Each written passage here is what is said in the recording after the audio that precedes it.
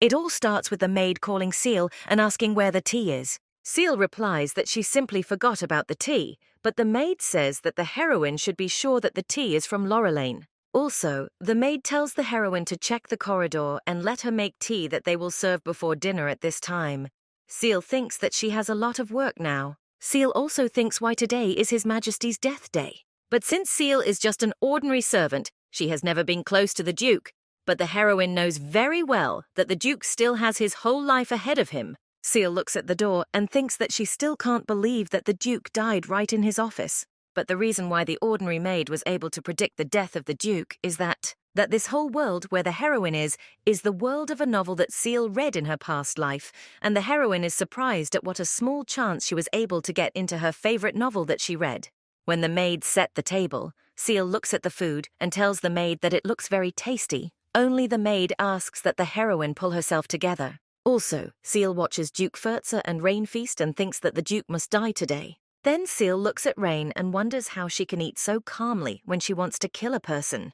Rain, according to the novel, she fell in love with the Duke at a young age, but Fertzer did not have feelings for Rain because her love was not mutual. But the decision about the wedding was made by their families 2 years before birth, and after Ferds became a duke, he decided that there must be 8 months on the battlefield, so Rain's love turned into hate. But in the end, Rain gave her love to Prince Carlin, Ferzer's cousin. Then Rain realized that Ferzer could threaten the Imperial family in the future. Rain thought for a while and decided to kill Ferdsey to save the hero Carla, and that today the Duke will get food poisoning. The heroine remembers all this and thinks that it would be good if Rain changed her mind about putting poison in the Duke's food. Also, the owner of Fertzer was born to become a thief, but he did not justify the rumors about him because he gave good bonuses and did not abuse the maids. Then, over the meal, Ferzer asks Rain what case she wants to tell about. Rain tells that if it wasn't for the Duke, she is afraid to imagine what could happen even when Rain mentions how Vienna wanted to capture Rain. Only Ferzer interrupts Rain and says that Vienna overestimated his capabilities after stealing the Duke's father. But only Ferzer cannot understand how Vienna came up with the idea of stealing Rain's imperial saint. Rain claims that now everyone behaves carefully when Rain is in the temple, and if Vienna comes to the temple, Rain will be protected. At this time, the servant brings Serat wine, which you can no longer buy, but still, Rain was able to afford 1 bottle of such wine in honor of the Duke's return from the war. The heroine looks at the wine and she is sure that this wine was poisoned. Seal looks at how the Duke raised a glass of wine, and in her mind she tells herself that under no circumstances should Ferzer drink the wine because it is poisonous. Then Seal decides to take the wine glass from the Duke and rushes in and knocks the glass out of Ferzer's hands. Fertz and Rain are simply shocked by this behavior of the heroine. Ferzer thought it was an attack and ordered to protect Rain and asks the heroine when she thought of betraying the Duke. Seal sees her on her knees and thinks that this has happened before, so the Duke thinks that the heroine is an assassin sent by the Emperor. Also, the heroine thinks that she does not want to serve another and die. So if the Duke was greedy and did not pay, then she would definitely run away. But now she cannot allow the Duke to die. Fertzy orders the servants to bring wine because the Duke wants to drink, but Seal asks to drink a little from the Duke's glass. Also, Seal thinks that the tinder that was sprinkled in the wine is called robet. If a person drinks it with great force, then the heart will stop, but if an ordinary person drinks poison, she will simply have a cold. But there are also other effects. You can become very old or turn into a little fairy, but the chance that this will not happen is very high. Then Seal thinks if she will just lie in bed for a while, only the heroine can't let the Duke die, and when Ferzer realizes that Seal saved him, the Duke can make the heroine the main maid. Ferzer asks the maid that she will die in any case, so why does the heroine resist so much? But Seal only asks that Ferzer let her drink wine from his glass. Seal looks at the Duke and thinks that Ferzer only needs 2 small sips to die. Ferzer then tells the heroine that she has nothing to fear, and let her drink the wine. Only Seal thinks she would have done it without the Duke's orders. Already at dinner, when everyone looks at the heroine, they call the Duke in shock. When Seal looks at herself and at the knights, she notices that the knights have become very big. But then the heroine realizes that she has become too small. Seal thinks how can she work as a maid if she has become so small? The Duke looks at the heroine and asks Bart if the Duke has gone mad, but Bart replies that no, the maid has really become small. When the Duke orders to lock up the maid, the heroine says that Ferze cannot do that, but the Duke looks at the heroine and says how dare she argue with the Duke. Little Seal looks down on the Duke and says that he is a fool if he wants to throw the child in prison. Ferze is shocked by the heroine's words that she called him a fool. He hasn't been called that for a long time. Then Seal shouts that the Emperor is much more handsome than the Duke, and that the maids like the Emperor more than the Duke of Ferze. Ferze replies that the heroine has served him for many years, and that the maid does not like the Duke's talkativeness much, and Ferze cannot believe that there is another person in his maid's heart. Then Ferze thinks that it is very interesting that there is another person in the maid's heart. Seal looks at the Duke's face and thinks that his face looks like Ferze will torment the heroine for eternity instead of just killing her. And if the heroine knew this would happen, she would rather drink a whole bottle of wine at once. The next day, the heroine wakes up and she cannot understand where she is. In the room, Seal notices red curtains and a soft blanket with pillows and thinks that this room is for guests. Just at this time, a person approaches the heroine and asks if Seal has already woken up. At this time, Seal thinks that the person has a familiar voice. When the heroine returns, she sees the Duke, who asks how long Seal will lie in bed. She should get up already. Seal thinks why the Duke is in her room, and did he take care of the heroine when she lost consciousness? Also, Seal thinks that this situation is very strange, because at first the Duke had to throw the heroine in prison, and now she is in the guest room. Ferze tells the heroine that she was very suspicious, but her actions were very unprofessional for an assassin sent by the Emperor, and that Seal is no different than an ordinary maid, and that Seal should be grateful to the butler. Because the heroine was moved to the guest room, not by order of the Duke, but because the butler suggested it. Seal thinks the butler Albedi really likes children, and maybe the other maids talked to the Duke, so he changed his mind. Then Seal tells the Duke that she saved his life, so she asks to live her life without fear and without problems. Ferze asks the heroine if she saved the Duke's life while he can thank Seal. Seal decides that you need to think before asking for something so as not to make a mistake, and that the heroine wants a lot of gold. But if the heroine says that she will look greedy, but how to ask for gold and stay in the castle. Then Seal decides to say that she wants to get the yellow round things that everyone dreams of, and if the Duke doesn't want to give them to the heroine, then it's okay that the Duke will ignore her life, which was in danger of death. The Duke, with a surprised face, tells Seal that he understood everything. The heroine just wants the reward. Also, Ferze says that the heroine can take as much as she wants. Seal thinks that the negotiations went well, and she is also surprised that the Duke will give the reward, and that Seal is very much looking forward to it. The next day, the heroine is woken up and told that it is already morning, and she needs to get up. Then Seal thinks that the life of a maid made the heroine think about the life of a lady. The butler Albedi politely asks the heroine to get out of bed. Seal thinks why Albedi is so nice to her. Did the butler eat something wrong in the morning? Then Seal gets up and thinks that it is necessary to go to work, and even if it will be difficult for the heroine, she has no choice but to work for free. Seal thinks that today she should clean onions and potatoes. Only in front of Seal are two maids, one of whom is a friend of the heroine Hannah. At this time, the butler says that the heroine is Miss Seal Bisenna from the far northern region. Seal does not understand at all what is happening here and that the heroine is not an aristocrat. So why does she have a surname at this time? The maid is surprised that the heroine has the surname Bisenna. The maids are shocked by the heroine's last name, and Seal thinks maybe everyone together with the butler just decided to joke. Then the heroine decides to say hello. Only after greeting the heroine, the maid Hannah falls to her knees, and all the maids say that the heroine could have put a curse on Hannah. Seal does not understand what is happening here, and why all the maids are looking at her so strangely, and that the heroine did not even move a finger.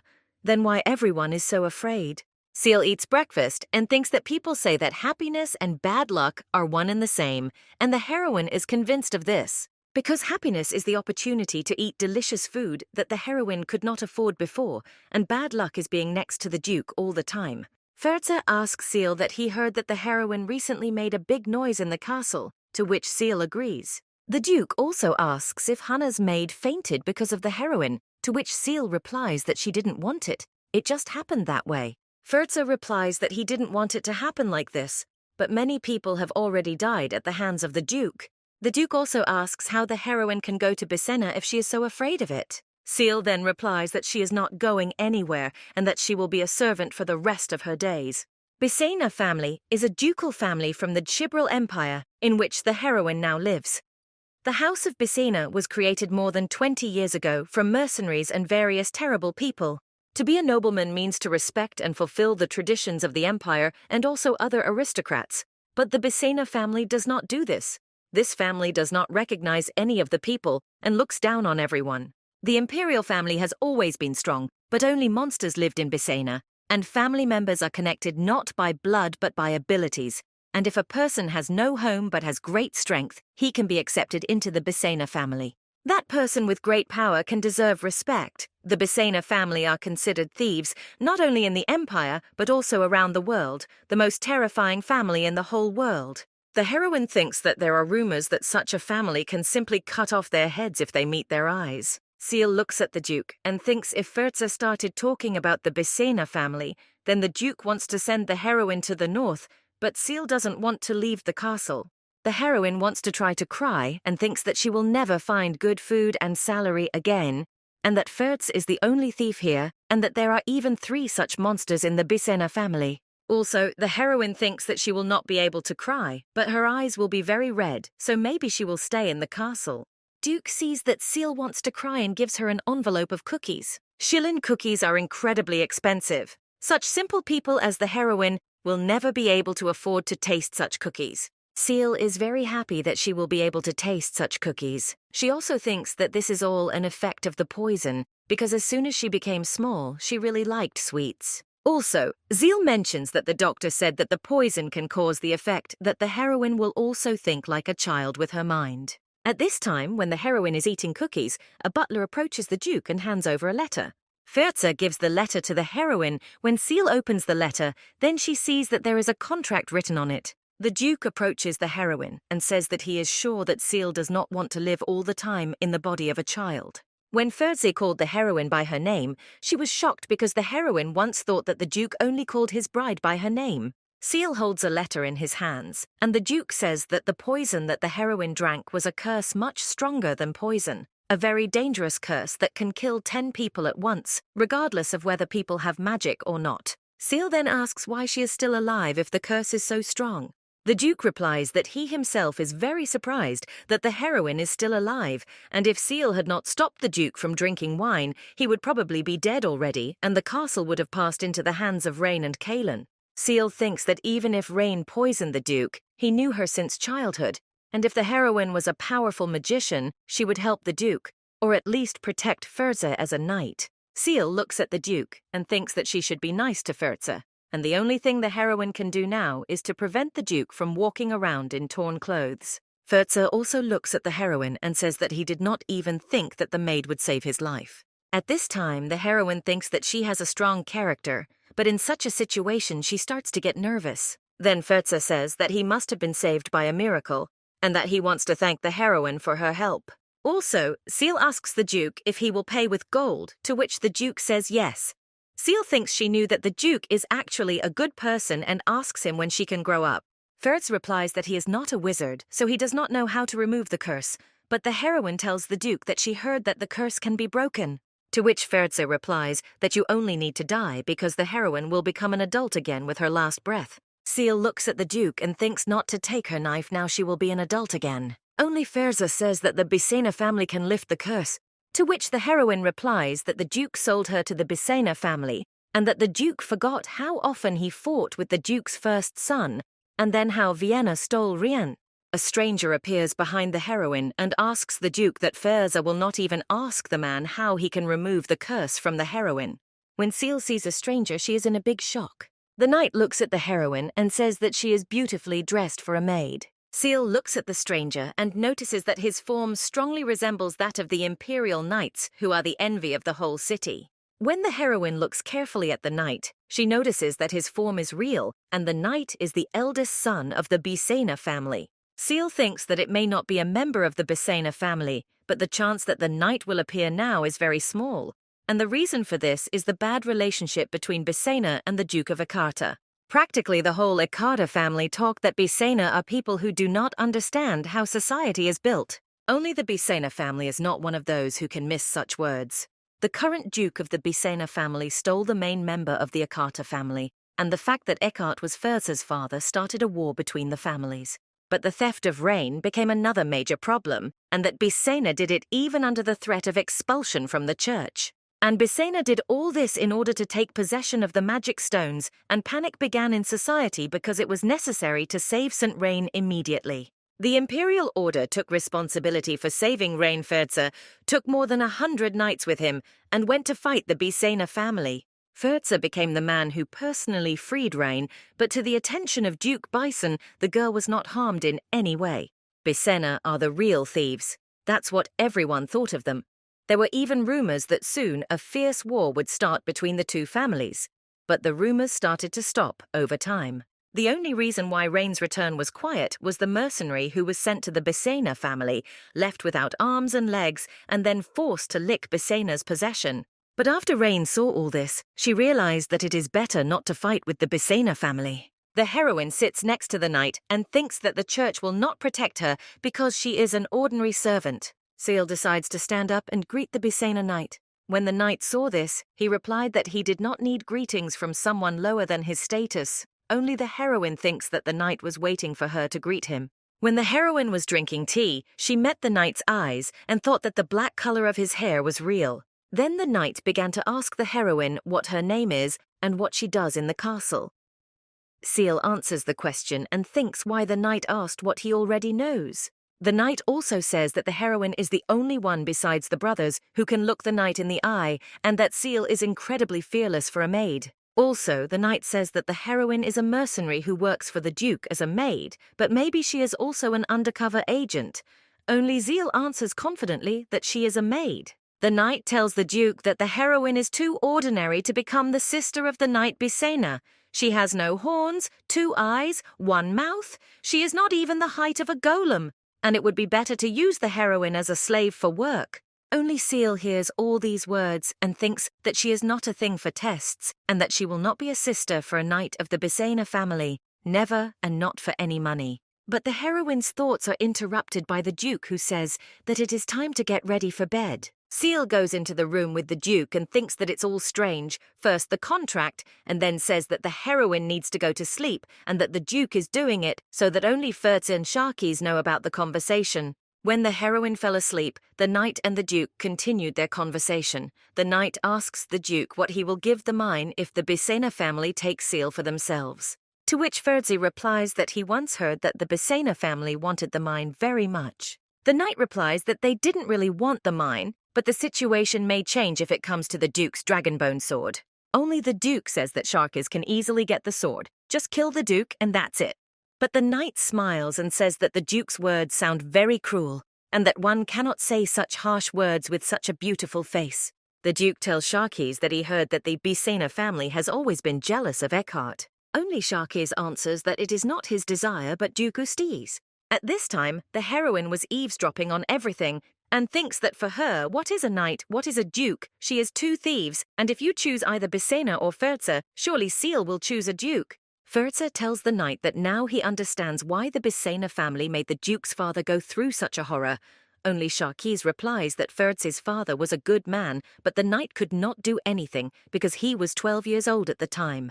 The Duke also asks what reaction the Bisa family expected when they brought the monster's head to Ferza's father.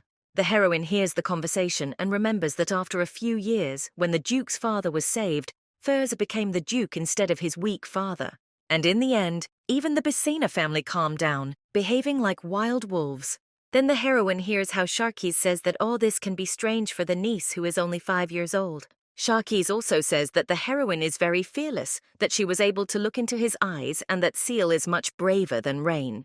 When Seal heard about the bride, she no longer had to pretend to be asleep. At this time, when Seal stopped pretending, she was noticed by the Duke and the knight. Then the heroine decides to listen to what the Duke and the knight are talking about because she knows that she will have to go to the Bisa family to know the curse, but she is interested in hearing about the wedding. After the heroine heard the conversation, she was able to understand why taking such measures the wedding with Rain was disrupted and the Duke needed to enter into an arranged wedding.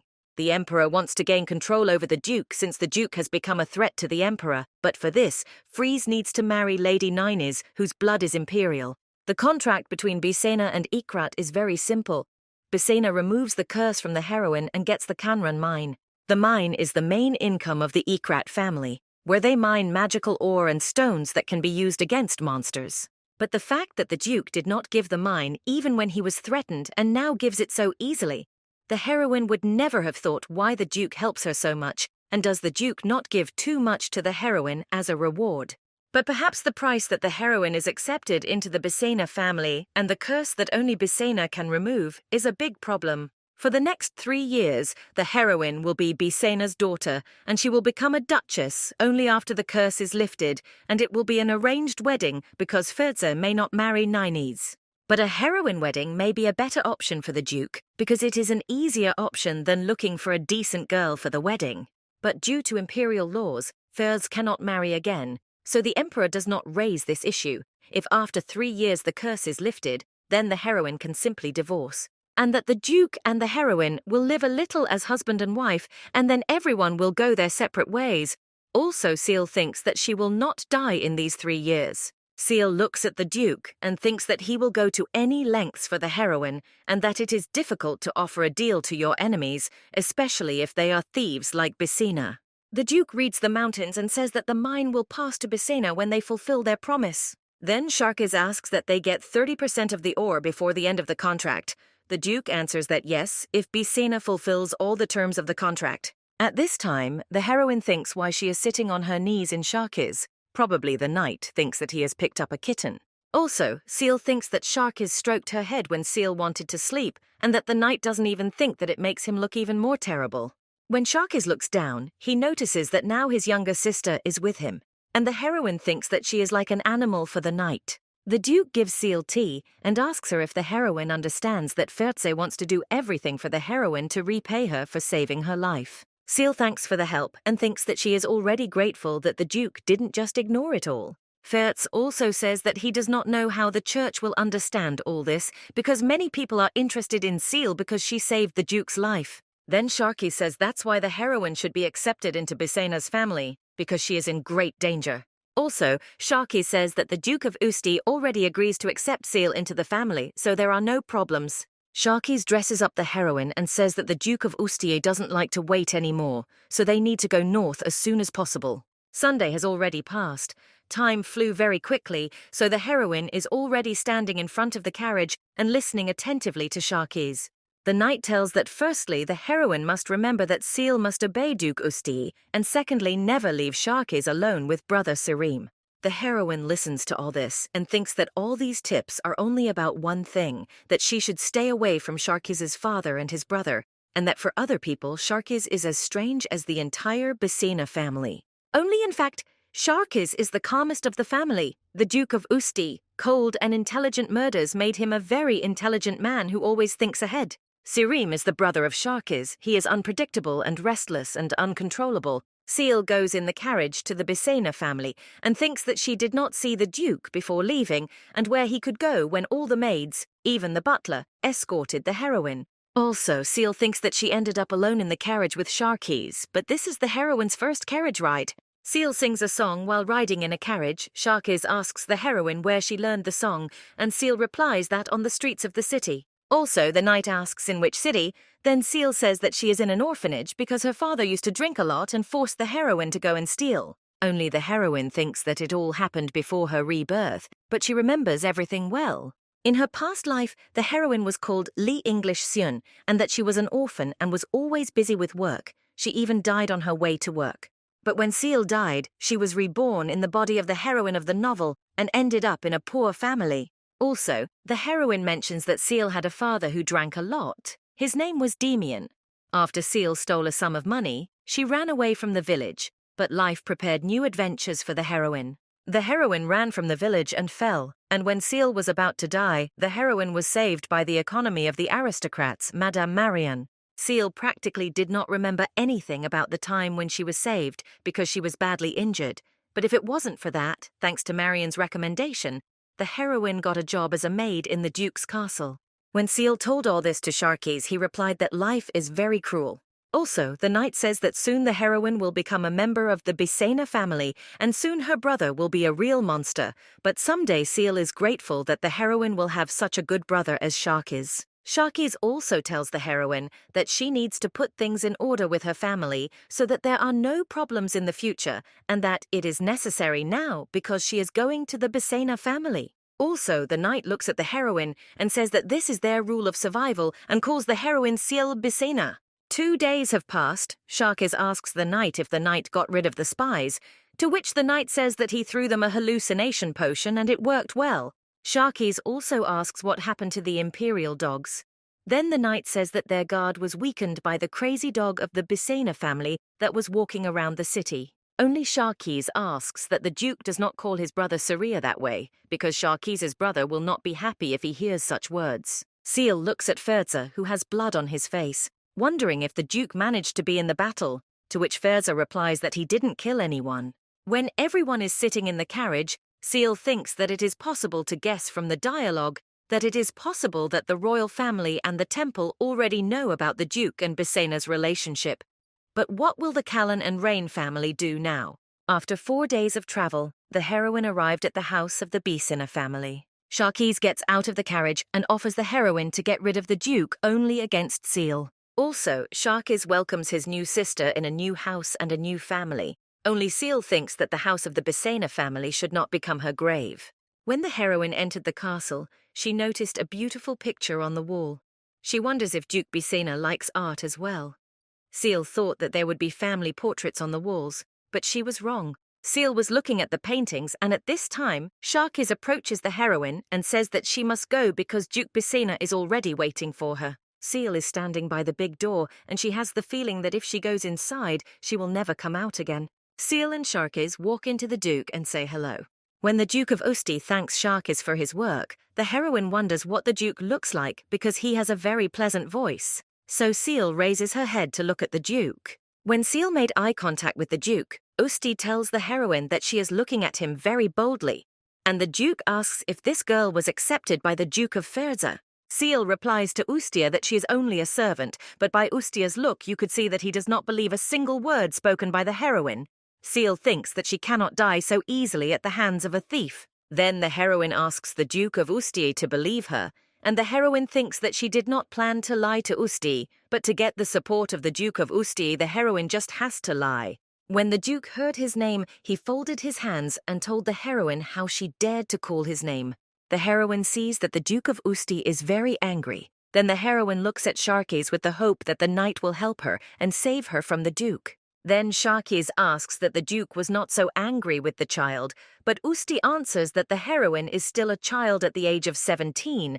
Then Sharkies says that the curse also affected the intellect of the heroine. Then the Duke of Usti says that he does not like weak people, and that if the heroine wants to survive in the Bisena family, she must be cunning. The Duke also shouts to prepare everything for the official test. Sharkies does not want the heroine to pass the test. Only Seal says that she is ready for the test and thinks that it will not be easy for her in the Bisena family. When Sharkies and the heroine left the Duke's room, the knight says that it was a big mistake to agree to the test and that Seal will still regret his decision. Seal looks at Sharkies and does not understand what is wrong with him, because the heroine said that everything is fine, but the knight continues to scare Seal. Seal thinks that if she didn't agree to the Duke's test, he wouldn't have accepted the heroine, and that Usti got the mine. The Duke still wants to test the heroine for sure, in Usti's strangely difficult character, and that Usti is not one of those people who will silently accept anything. Sharkies asks what Seal does best. Then Seal replies that she washes dishes quickly and mends clothes well. Then the knight looks at Seal and says that he will give the heroine a good send-off. Seal sits in a chair and thinks whether she can charm the Duke, but the Duke of Ustia is a very sharp man with a family, so he has no tenderness, so the heroine may not even expect good behavior from the Duke. Then the heroine decides that she should take an official test. Sharkies brings books to the heroine and says that she should study the history of the Bisena family. Seal is shocked at how many books the knight has brought and asks Sharkies that she should learn all this in 1 day. Only the knight answers that not in 1 but in 2 days. Seal looks at the books and asks Sharkies when the official test will be, to which the knight replies that in 2 days. The heroine picks up the book and thinks where in the family, which was created no more than 20 years ago, did such a great story come from, and this does not mean that the Duke will simply expel the heroine in 2 days. When Seal opens the book, She notices that she knows everything that is written in the book.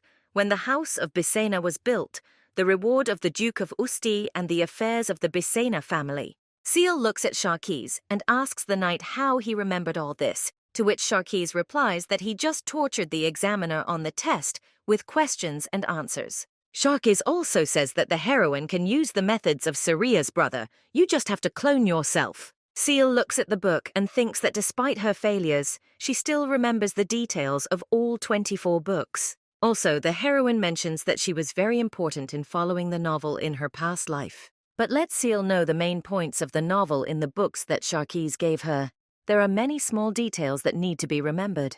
2 days have passed, and today is the day of the test, and the knights and maids of the Bisa house were very kind to the heroine. One of the maids even wished Seal good luck on the test. The maids of the house were very pleasant and always smiled at the heroine. The maid brings a gift from Sharkis. Seal asks what the gift is, to which the maid replies that it is medicine that will help the heroine die without pain. When the heroine arrives at the place of the test, she notices that the room in which she will take the test is very beautiful and that there are many gold ornaments in the room, like in the Imperial castle like Seal, and expected from the Bisa family. Usti and Sharkis are sitting in the test room. Duke Usti asks why Duke Ferze did not appear. Ferze enters the room and wishes the heroine luck so that she passes the test for joining the Bisa family. The Duke of Usti looks at the heroine and says that he will now ask a question that even a child knows the answer to. What is the weakness in the Bisa family? Seal thinks about the weakness of the family, but in the book she read, nothing was written about the weakness of the family, and it is better to remain silent on this question, even if you know the answer.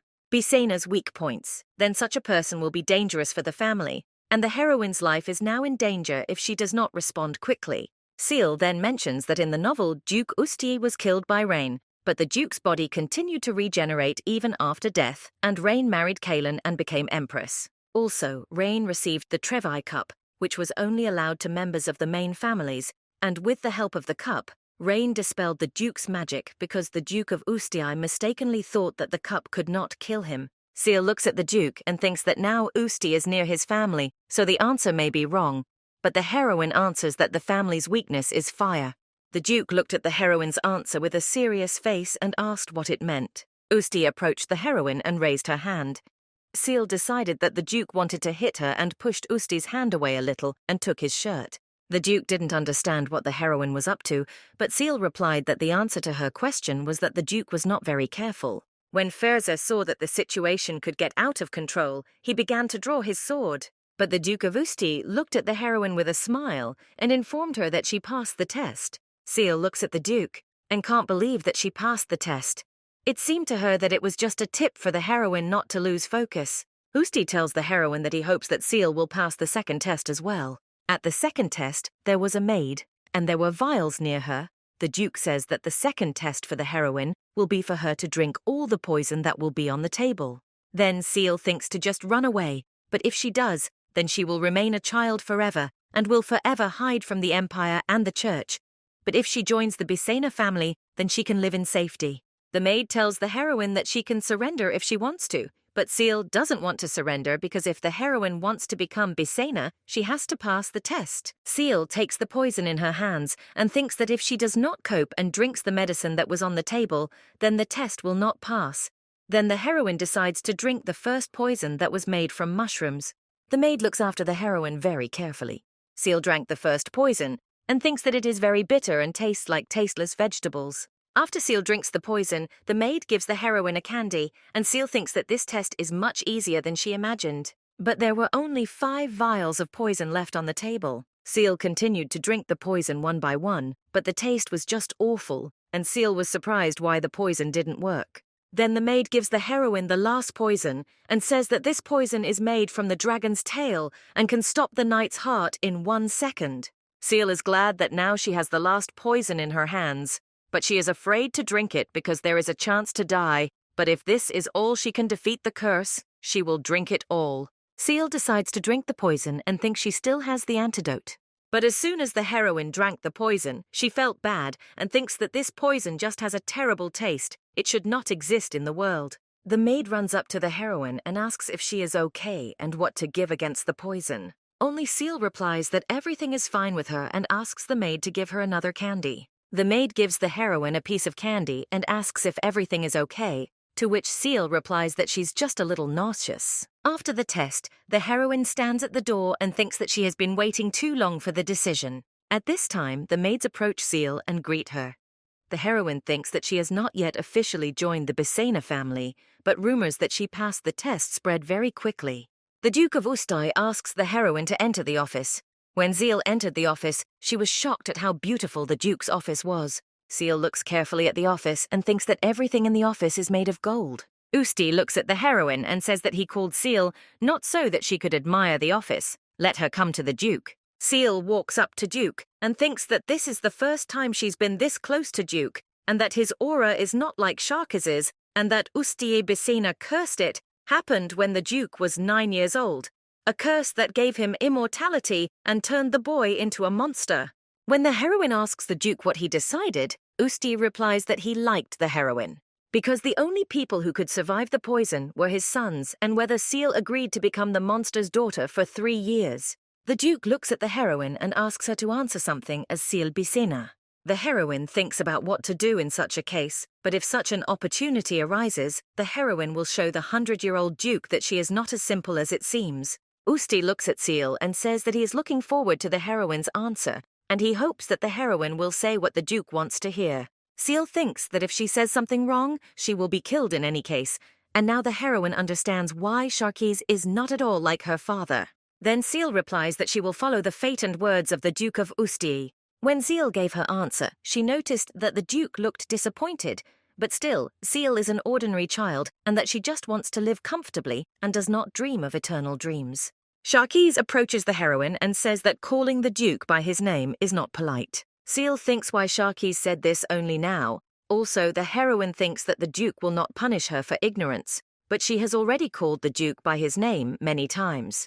Usti asks the heroine if she will follow the rules of the contract. Seal smiles and answers that she will follow all the rules that were written in the contract. Duke Usti also smiles and says that the heroine and Sharkis can be free. When Sharkis and the heroine left the Duke's office, Sharkis looks at Seal, and the heroine thinks why her brother will now hug her behind such a cold face. Only Sharkis says that the heroine no longer calls him a monster, but Seal says that she never called Sharkis a monster, but the knight still remembers how the heroine called him a monster in Duke Furz's castle. Sharkis also says that maybe the heroine does not want to admit it because she is too proud for such a thing.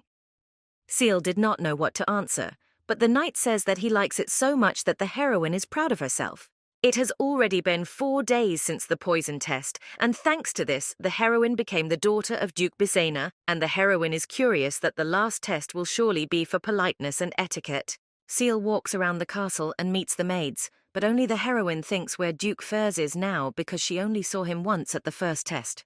The heroine decided to find Duke Furze because she wants to tell the Duke about the results of the second test, and Seal knows that Furze got lost in Bisena's house. Seal is looking for Duke Furze but can't find him. She even thinks the Duke has learned to teleport. Seal meanwhile meets with the maids and goes to the final test. As soon as the heroine enters the room for the test, she sees a very large cage. Seal is getting closer to the cage, looking into the middle of the cage. The heroine can't see anything because the cage is very dark. As Seal looked into the middle of the cage, a stranger in a black robe approached her. But Duke Furze, whom the heroine had been looking for so long, turned out to be a stranger in a robe. When Seal saw the Duke, she was so happy to see him that she started shouting his name across the room. The knights ran to the heroine's screams and asked what happened. Only Seal answered that everything was fine. She was screaming because her leg started to hurt. The knights look at the room and notice that there is no one in the room except for a large cage. Then one knight says, let the heroine call him if something happens, and in this case the knight leaves the room. When the knights left the room, Duke Furze came out of hiding. Seal tells the Duke that he didn't hide very well. He should have hid better. Also, the heroine thinks that the Duke has a very strange expression on his face. When the heroine tells the Duke that he hides well in response, Furze asks Seal if she has started to relax a lot. Seal says that she was not relaxing, and if the Duke is seen on the exam site, then there will be trouble. Then Furze says that the heroine still belongs to the Ikrat family and not Bisena. Seal thinks it's all true what the Duke said, but she can't understand why Furze is in Bisena's house. but she's very happy that the Duke is looking after her and taking care of her. Ferza looks at Seal and says that she doesn't know why the heroine is so happy because the Duke came to follow Seal. Then Seal offers the Duke a candy and says that sweets are the best way to get rid of worries. Ferza says that he doesn't like sweets, but the heroine saw how the Duke ate them every morning. Ferza says that the heroine has just been accepted into the Bisa family, and she already behaves like a family member. And does the heroine not know that the Eckhart and Bisa families are not on good terms? The Duke also says that Bisa and Eckhart are now on good terms only because of the temple, and that after 3 years, the Duke wants to return the heroine to the castle. Ferza says that if the heroine refuses then, but Seal is sure that this will not happen, that she will not refuse to return to the Eckhart family because this is the only way to a comfortable life. Then the Duke says that if the heroine refuses, he will simply try to steal her. Then Seal asks if Duke Ferza will be able to get through all the traps of the Bisa family. Seal looks at the Duke's face and thinks that she asked such a question because she was worried, but it seems to her that the Duke began to treat this question seriously. The heroine asks the Duke to give Seal a shilling cookie, then the Duke gives the heroine a cookie. Seal unwraps one of the cookies and says that the Duke was generous, so she also wants to thank Ferza and shares the cookie with him. When the Duke and the heroine ate the cookies, the heroine asks the Duke if the cookies that Ferza stole from her were tasty, but the Duke did not understand the heroine's words. But then Seal tells the Duke that it was just a joke. Also, Seal asks where the Duke was all this time because she was looking for Ferza for a long time to tell the results of the second test. Only Ferza answers that he was with the heroine when she passed the second test and saw everything. He was just following Seal.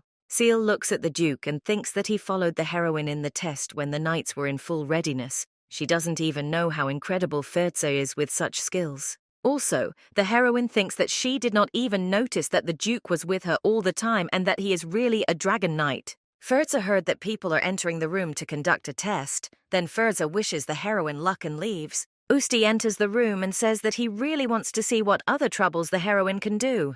When the test started behind Seal, there was a big wolf. Seal then looks at the Duke and asks if he just decided to get rid of the heroine. Seal thinks that the Duke will not let 3 years pass so easily, and does Usti want to summon the real monster Bisa from Seal, and probably the Duke wanted to have a child who will fight monsters. Seal looks at Usti, Sharkis and Ferza and says if she dies, let them give her sharing cookies instead of monetary compensation. Then the heroine prepares for the battle with the wolf, and recites a prayer that she is the daughter of Bisa, or the servant. May they allow her to live a long and happy life. Seal pulls out a dagger and prepares to fight the wolf. Only the wolf knocks the dagger out of the heroine's hands with one wave of its paw. Then Seal looks at the Duke of Usti and asks him to save her. But Duke Furs and Sharkis stand in front of the heroine and protect her. They ask whom the heroine will ask for help, her brother or the Duke. Only Seal looks on and says that she wants both her brother and Duke to help her. Only Duke Usti tells Ferza and Sharkis to get out of the way.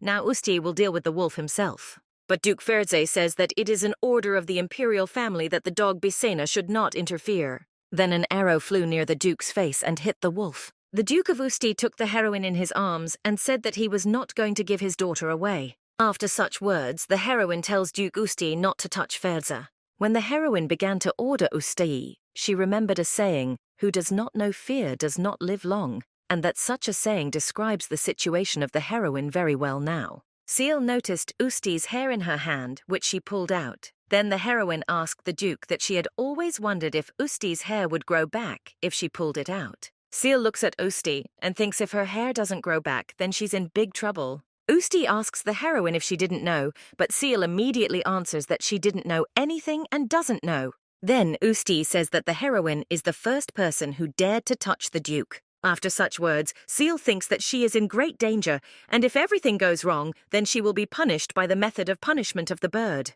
The punishment of the bird is a punishment where a person is hung on a big tower and forced to scream from morning to night for 7 days in a row. Seal decides something. She was not punished. The heroine just hugs the Duke tightly.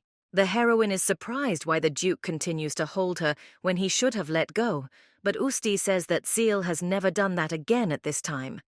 Seal thinks that she escaped cruel punishment. When Usti looks at the face of his son Sharkis, he asks what surprised him so much. Seal looks at the Duke's hair in her hand and thinks that it is better to hide it all because the Duke's hair turned out to be very valuable. Also, the heroine asks the Duke that she did not pass the third test and thinks that she is alive thanks to the 3 thieves, but it can be counted as a defeat.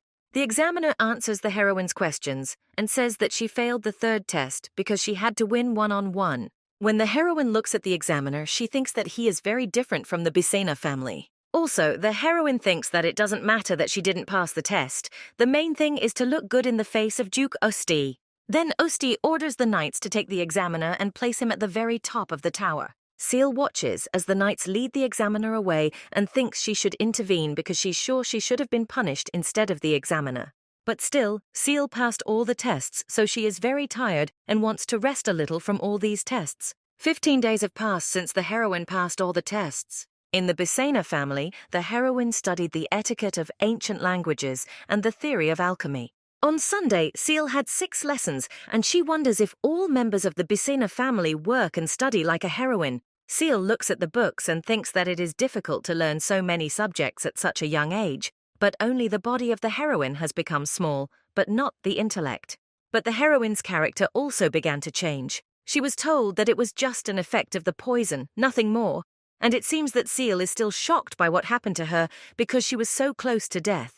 A man named Nord approaches the heroine and asks Seal if she already knows the entire history of the Bisa family. Seal replies that she knows the history of Bisa, but how does she know all this? Nord's husband replies that the heroine probably doesn't know anything about the Imperial family. Then Nord begins to tell that the Ikrat family is very influential because of its long history. Seal is happy and thinks that another training awaits her. Nord begins to tell what the emperor must accept in order for his country to prosper. At this time, the heroine thinks that Nord wanted to tell her story about the Imperial family, but then why ask such questions, and does the heroine have to choose between a democratic and an authoritarian regime? Seal also thinks if she was a scientist then she would choose the first, but now she's a member of the Bisa family. Then Seal replies that the country now needs a strong and cruel ruler. He will conquer territories and punish traitors. Fear will make people disciplined and drive away thoughts of stealing money in the middle of the country. Nord says this means that the heroine chose authoritarianism. But in Seal's mind, she thinks that it doesn't matter whether it will be authoritarianism or military dictatorship. And she doesn't even know if she made this choice because of the thieves who surround her. But still, the heroine thinks that a person should choose his own fate in life. To Nord's question, Seal replies that her husband gave her a choice, so she chose what she thought was right. But still, the heroine wonders what kind of regime is needed to rule the country, and that this is not an easy task because people live between classes, and there will always be dissatisfied people who want to get rid of the leader.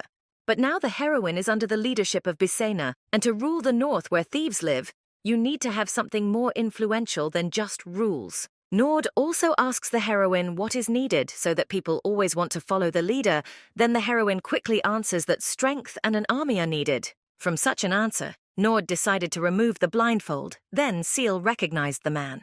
The heroine mentions that the family of Baron Rouge has been living for many years. His family was responsible for planting the gardens of justice and greening the territory of the capital. This family was middle-class nobles, but when the emperor came to rule, the Rouge family was captured and accused as traitors, because of which they wanted to kill the whole family. But maybe the accusations were false, because of which Nord lost an eye, but can still see the world, and Nord still hates the Imperial family. When the man showed the heroine an eye, he asks how the heroine is such a show.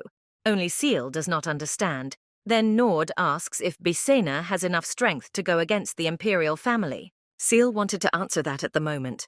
But Seal is interrupted by the man and says that if the leader of the family would be the heroine. Seal thinks that if you include the fact that Sharkis was the first son of a duke, there are many reasons why Sharkis didn't have much of a chance to become the next leader.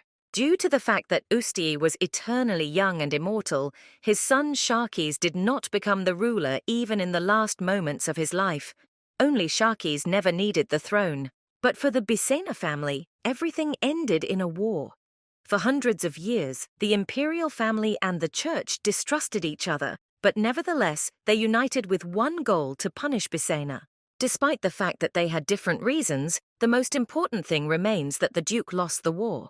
Sharkis's heart was wounded by the prince's arrow. The prince also killed Shreya Bisa. The Duke, who lost 2 sons, shut himself up in his house while all of the Duke's knights were killed. The Duke of Usti had to kneel against his will. But the heroine would never have thought about it if she had always been a maid, and if the war started before 3 years, everyone would definitely die. Only Seal does not want to lose the people she met. Nord asks what decision the heroine will make as the hostess of the Bisa family. Only Seal thinks why this man is asking the heroine about all this, because the heroine will never be able to become the leader of the Bisa family, and whether her answer will reach the Duke of Usti. Then the heroine answers that she would destroy the good relations between the church and the castle. Because the castle, which loves power so much, and the church, which uses its religion as a weapon, have never loved each other. The only time when the castle and the church went to meet each other, it was in the face of a strong and dangerous enemy, and what they all fear is the leader of the North Bisena. Then Nord asks the heroine if she can destroy the alliance between the castle and the church. Seal answers that yes, but only if the castle and the church together bring danger to the Bisena family. Also, Seal thinks she has to do something because she was very upset by Sharkiz's death in the novel, and also the death of Usti and Shreya, which she does not understand, and the connection between the castle and the church is now strong. But it is much easier to destroy trust than to earn it. The next day, the heroine tastes shaling cookies and thinks that they are the best sweets in the world. Then the heroine notices another cookie, but she thinks that it is necessary to testify according to the rules of the contract between Freya, because the heroine promised to give the cookie to whoever kills the evil spirit, and every time the heroine comes, she feels that life is getting shorter, and Seal must keep the rule of the contract between the goddess even if she does not believe in her. At the table, Duke Furs notices that the heroine is not eating cookies and asks what the matter is. When everyone looked at the heroine, she replied that the cookies were simply not fresh. Then Seal got up from her seat and approached the Duke of Usti. Seal asks her father if she can give the cookies to Usti, because the Duke was the one who defeated the spirit, and he is also immortal, so the pain in his stomach won't do anything to him. When the heroine offered cookies to the Duke, everyone was shocked, but the heroine did not understand why everyone was so shocked. Seal says in a pitiful voice that this is her last sharing cookie. The Duke of Usti says that he sees such a cookie for the first time. The heroine is shocked that the Duke does not know the famous cookie and the main thief who sent the poisonous cookie does not know what it is. This is clearly a lie. Then the Duke replies that he may have seen him and takes and tastes the cookie. Seal thinks that she kept the promise she made to the goddess. Now she can live peacefully. And watching the Duke eat cookies, the heroine herself wanted one. Seal takes out the cookie that Sharkiz once gave her and tells Duke that the cookie in her hands is hard and not tasty, but she will eat it. Then Sharkiz looks at the heroine and says why he is the only one who didn't get a cookie. Seal mentions that apparently Sharkiz saw how the heroine gave Ferze a cookie, because of that Seal ate the cookie and did not share it with her brother. Ferze tells Sharkiz that he had better buy cookies with the money the Duke gave the knight. When Sharkiz heard this, he even bent his fork in anger. Sharkiz notices that the Duke is getting up from the table and the knight is leaving. The knight asks where his father is going, but the Duke does not answer Sharkiz's question. Seal sees that the Duke did not answer his son, then thinks that no matter how busy the Duke is, he still had to answer Sharkiz. Usti walks with the heroine in the garden, but ignores her questions when she asks where they are going. Seal already thinks that the Duke will punish her for giving him stale cookies. But only when the heroine asks again where they are going, the Duke answers that to the capital, then Seal asks why they are going there. The heroine joyfully asks if they are going to buy cookies, but the Duke answers that they will buy them the second time. Seal looks at Usti and has no idea why the Duke is carrying her all the way to the capital and what he wants to say, and the Duke always seemed so straightforward and strict to the heroine, and Seal never saw his good side. The Duke tells the heroine that he heard that Seal was once found on the street. The heroine thinks that this question looked like the Duke wanted to torture someone to death. But after the Duke's words, the heroine remembers her father Demian. She also asks the Duke if he wants to kill her father Demian. Only the Duke does not understand what the heroine is talking about. Then Seal thinks that she was wrong when she said about her father and thinks that she should apologize, but remembers that this is all just a contract. The heroine decides that she will return when the contract ends to Demian's daughter, Seal. Only the Duke looks at the heroine and says that from now on he is her father, Seal Bisena. After such words of the Duke, the heroine thinks that she now has such a feeling as if her heart is tickling. The heroine thinks how to get rid of the feeling that this is all a contract, but even if it is a contract, the main thing is that she is happy now. When the Duke comes to his beloved, he tells the heroine that the dragon is his bird called Tviti. Seal thinks that it doesn't matter how the Duke looks at it, but it's a real dragon. Only Usti tells her daughter that she needs to get used to Tviti. As soon as the heroine thought that she would not need to fly on a dragon, the Duke decided to fly with the heroine. Seal looks down and realizes that they're about 6 stories high and better hold on tight. The heroine shouts to her father to come down because she is very afraid of heights. Also, Seal noticed that the dragon began to smile because the heroine is afraid of heights. Then Tviti began to gain height, and Seal shouts that the dragon is the same as his master. Usti says that the capital office closes at 6. They should be there in time, but the heroine says that tomorrow. But Usti claims that there is no tomorrow, we have to fly today. The heroine looks at her father and thinks that in one day, if they are late, nothing will happen, and there is no need to rush to adopt the heroine. The Duke begins to accelerate on the dragon, and says that at this speed they will fly 3 times faster. Seal mentions that she read all this in a novel, If You Sit on the Spirit, then you can make a Sunday trip in 4 days, and that this magic is called the Rule of Reason, which helps to develop great speed.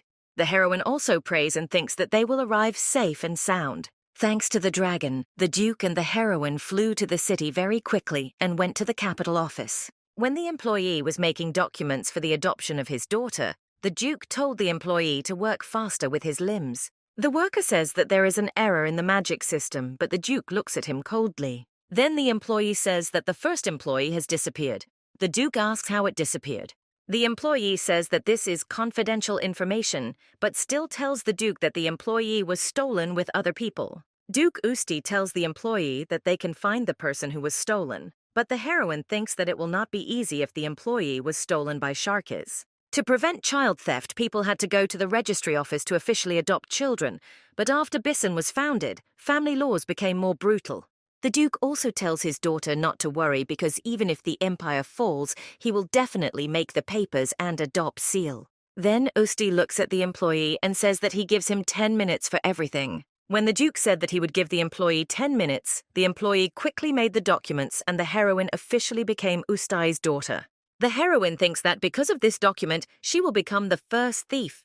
Also, Seal thinks that in her past life she was patient when she went to work, but now she is not sure. When the heroine and the Duke return back to the dragon, Tviti Seal sees that the dragon has a lot of shelling cookies, and the heroine is very happy because they don't even have to go to the market to buy cookies. The Duke noticed that his daughter was very happy when she saw the cookies.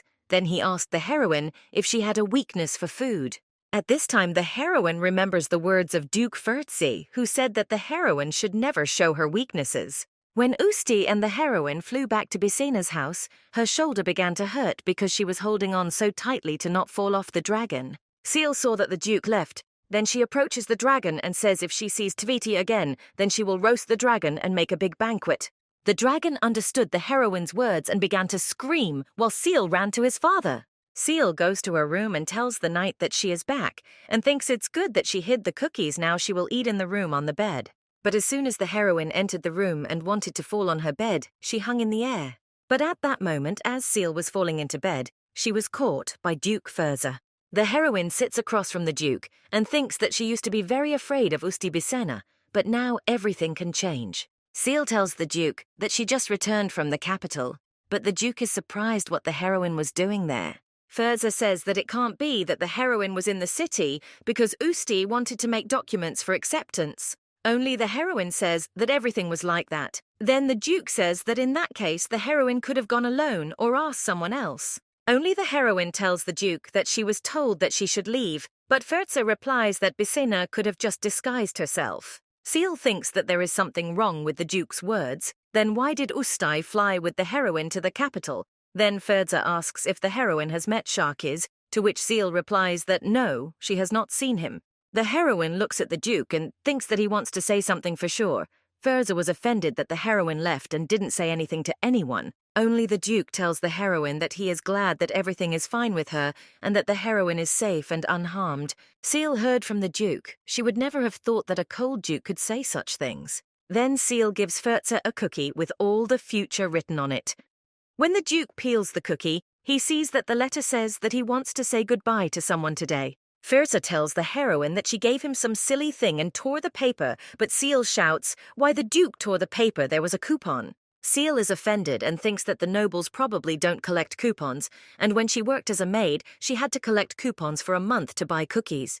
Furza noticed that the heroine was offended. Then he says that he will let her eat as many cookies as she wants. Offended, Seal says that she is not going to come to the castle. The Duke then says that he should go home anyway because they can't take the Duke until the temple finishes their investigation. The Duke also has an order to work in the castle, which was issued by the royal family. Seal thinks that the Duke is going to go to war again. Then Furza says that he needs to deal with mercenaries and monsters that have come to the country. The heroine says why Furza should deal with this alone. Then the heroine thinks that from the point of view of the main character, Kalana, his cousin, who went through many problems and survived, seems closer to the killer, and maybe the emperor is afraid of Furza.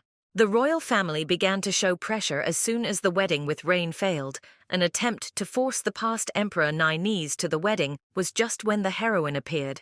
As a result, their plan to follow the Duke under the marriage proposal went wrong, and the Bisa family is now always following Seal. Also, the heroine thinks that the silence makes her think that they do not yet know that the heroine has been accepted by the Bisa family. Only Seal interrupts the Duke's thoughts and says that it may be a long time since the heroine and the Duke can meet again. Then Seal thinks that the Duke said that it will all take a little time, and now it takes a long time to kill the monsters again. Seal watches the Duke leave and thinks that all she wants is for the Duke to come back alive and unharmed. The heroine tells the Duke to promise that he will return whole and uninjured, to which the Duke promises that he will keep his promise to the heroine. The Duke also says that Bisena's dogs will hunt the heroine so she can run away at any time, and the Duke also left his knights in the house. Furza gives the family jewel of the Eckhart family to the heroine, which has been passed down from generation to generation so that the Duke can propose to the person he loves. When the heroine sees the engagement ring, she says that she will wait for the Duke and won't even sleep at night. The Duke says that the heroine should not talk like that. Let her grow up first, because the Duke does not want false rumors to spread about him. Then Furza kneels, kisses the heroine's hand, and says that he will immediately come to the north when the war is over. Half a year has passed since Duke Furz left the north. Seal braids her father's hair, and the Duke says that his daughter will be the first and the last one who dares to destroy the Duke of Usti's dream. When the heroine finished braiding her father's hair, he says that Seal can sleep longer because she is still a child. Usti tells his daughter that he now has a bow similar to the heroine's, and Seal replies that these are probably bows from the same set, and that this set was prepared by Vani's maid. South Pole allied building Bisena and Royal Knights. A knight sits near the destroyed houses and thinks he will die just like that. But he paid a very high price for leaving the Bisena knights as bait for the monsters to survive. The knight gave everything to see his younger sister, who was not yet born, and at that moment a man in a mask comes to the knight and says that it is all very interesting. The knight asks the Duke if there are any people who survived, but the Duke answers that no, all the people have died. Bisena's men and knights also died defending the ambush from the monsters. From the magic bullet, the man asks if there are any survivors on the battlefield. The Duke is silent in response to the question, takes out his weapon from the bullet, and says that the knight annoys him a lot. The man in the mask says that there are no survivors. Let the man in the magic ball tell his father that he is late, and that the man in the mask will come to his sister soon. The heroine is sitting next to Usti, and the father notices that his daughter is not feeling well. Then he says that he will now ask the butler to make tea for Seal. Only Seal says that it is unnecessary and suggests to the Duke that they have breakfast together.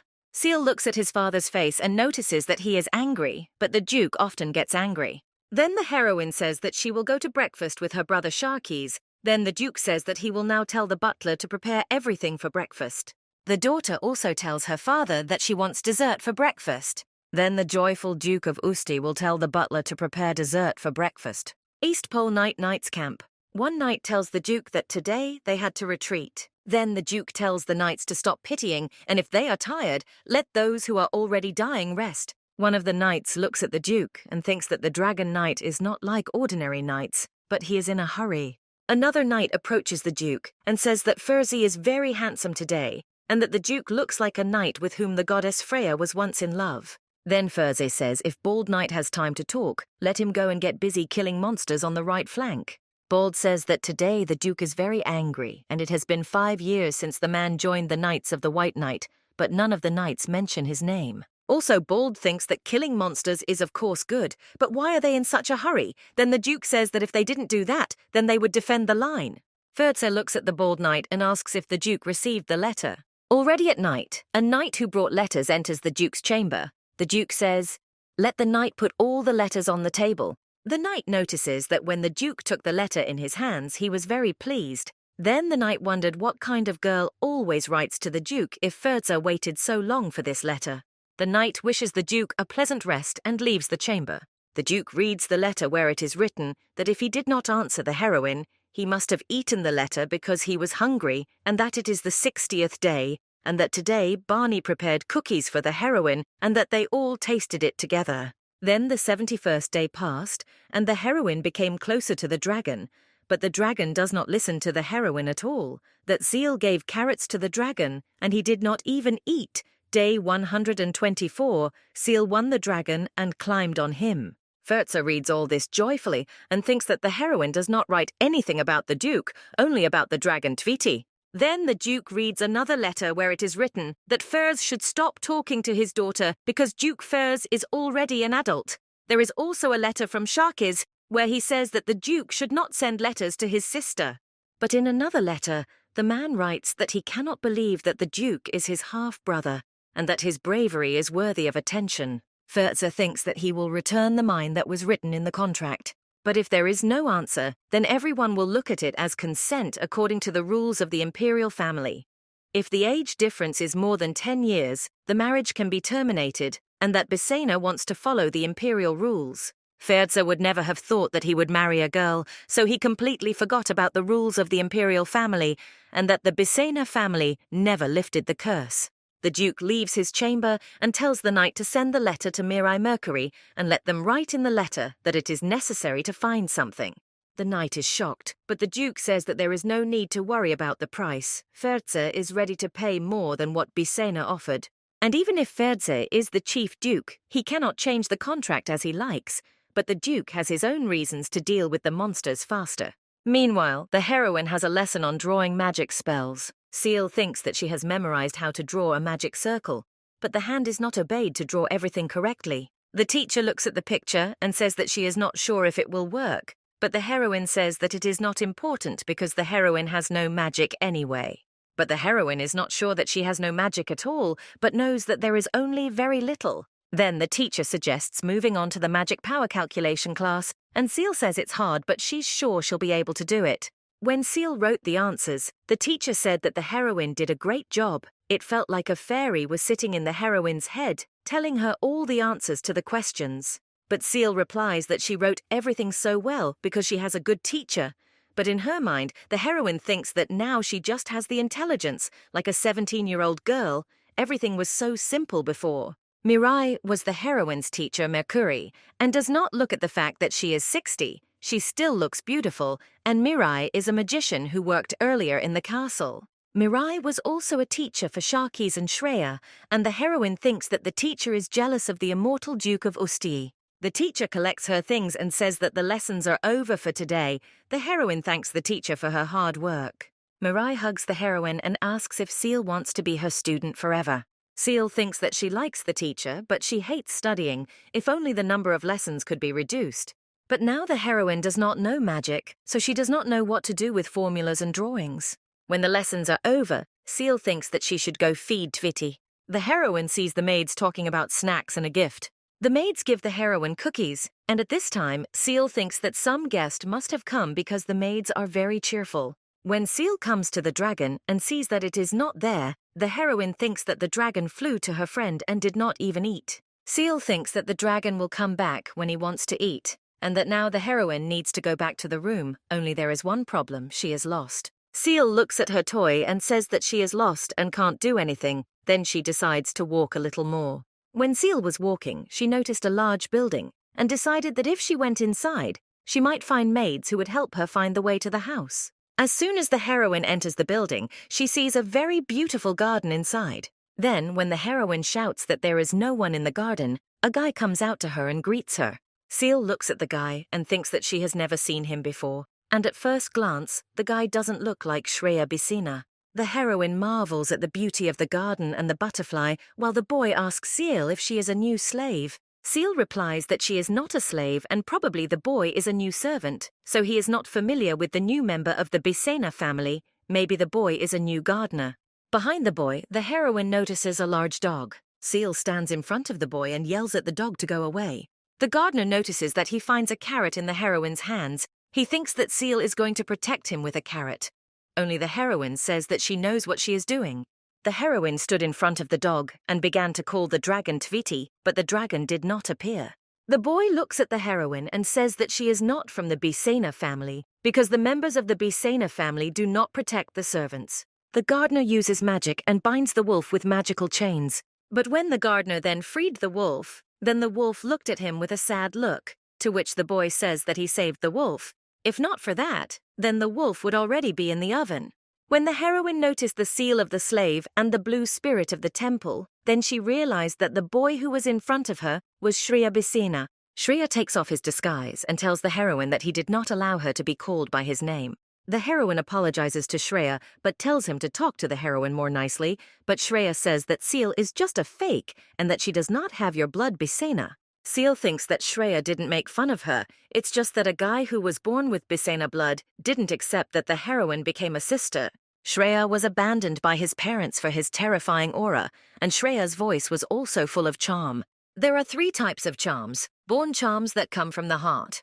Charms taken from past beings not from God are black magic. It was not just the healing soap of the holy voice uncontrolled by the holy goal that brings death and destruction of the human body. Little Shreya was called a monster because he could not control his magic voice. The Duke of Usti was the one who saved the boy who became a war slave after being abandoned by his parents. For Shreya, the Duke of Usti was everything. For him, who risked his life to become the adopted son of Bisena, the heroine's life simply has no meaning. But in any case, it is normal. That heroine is now very disappointed since she became Bisena. She tried but couldn't even control even one spell. When the wolf noticed that the heroine was crying, he came to calm Seal. But the heroine just wants to be alone now. Tviti appears behind the heroine. She says that the dragon did not come specifically and that Tviti is a bad dragon. The heroine simply fell on the wolf and began to cry from sadness and from the fact that she cannot do anything to be a real Bisena. Shreya's son comes to the Duke. His father says that Shreya came longer than his father expected him. Shreya says he has dealt with the monsters in the West. Only the Duke says that he does not remember ordering his son to cause him trouble. Because the knight whom Shreya killed was a knight of a high-ranking aristocrat, he was the only one of those whose fault the knights of the Bisena family did not die. The Imperial family and the church are putting pressure on the Bisena family, and now Shreya has only made more trouble. Only Shreya asks her father when he became interested in the opinions of the emperor and the church, because once the Duke said that no matter how powerful the enemies are, they should be eliminated. But the Duke of Usti was probably more of a master than a father to Shreya. But Usti was the only person who took Shreya home with him. Shreya remembers how the Duke offered the boy to go together, to which Shreya replied that he would do whatever the Duke asked. Shreya knew that Duke Usti was a thief, but still he took the Duke's hand and went with him. Shreya looks at her father and thinks that his brother Sharkis will never believe that the Duke of Usti can show emotions. When Shreya watched his father look at his adopted daughter, he would never have thought that the Duke of Usti would be able to adopt an ordinary girl. But the Duke told his son not to interfere in the Duke's affairs. Then Shreya asked the Duke that surely Usti rejects his son because he let an adopted daughter into the family. Only the Duke approaches his son and says that the heroine will help make Bisena's powers stronger. But Shreya is in shock as this is possible because the heroine is an ordinary girl without abilities. Duke Usti says that today he was again unable to remove the curse from the heroine.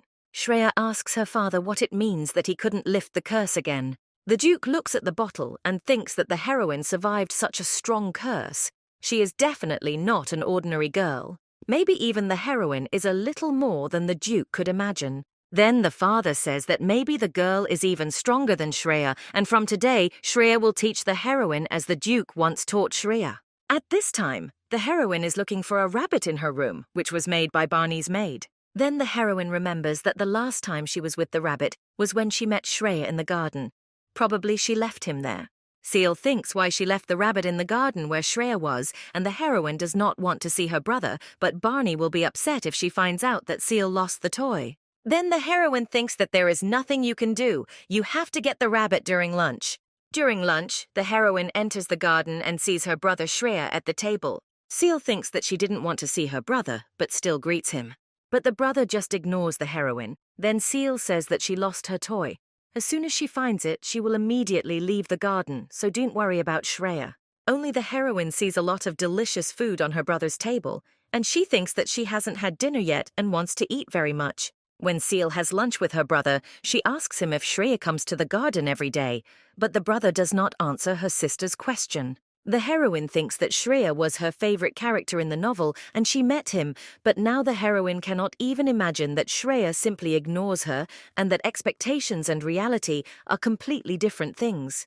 2 days have passed and Mirai gave a gift for Barney.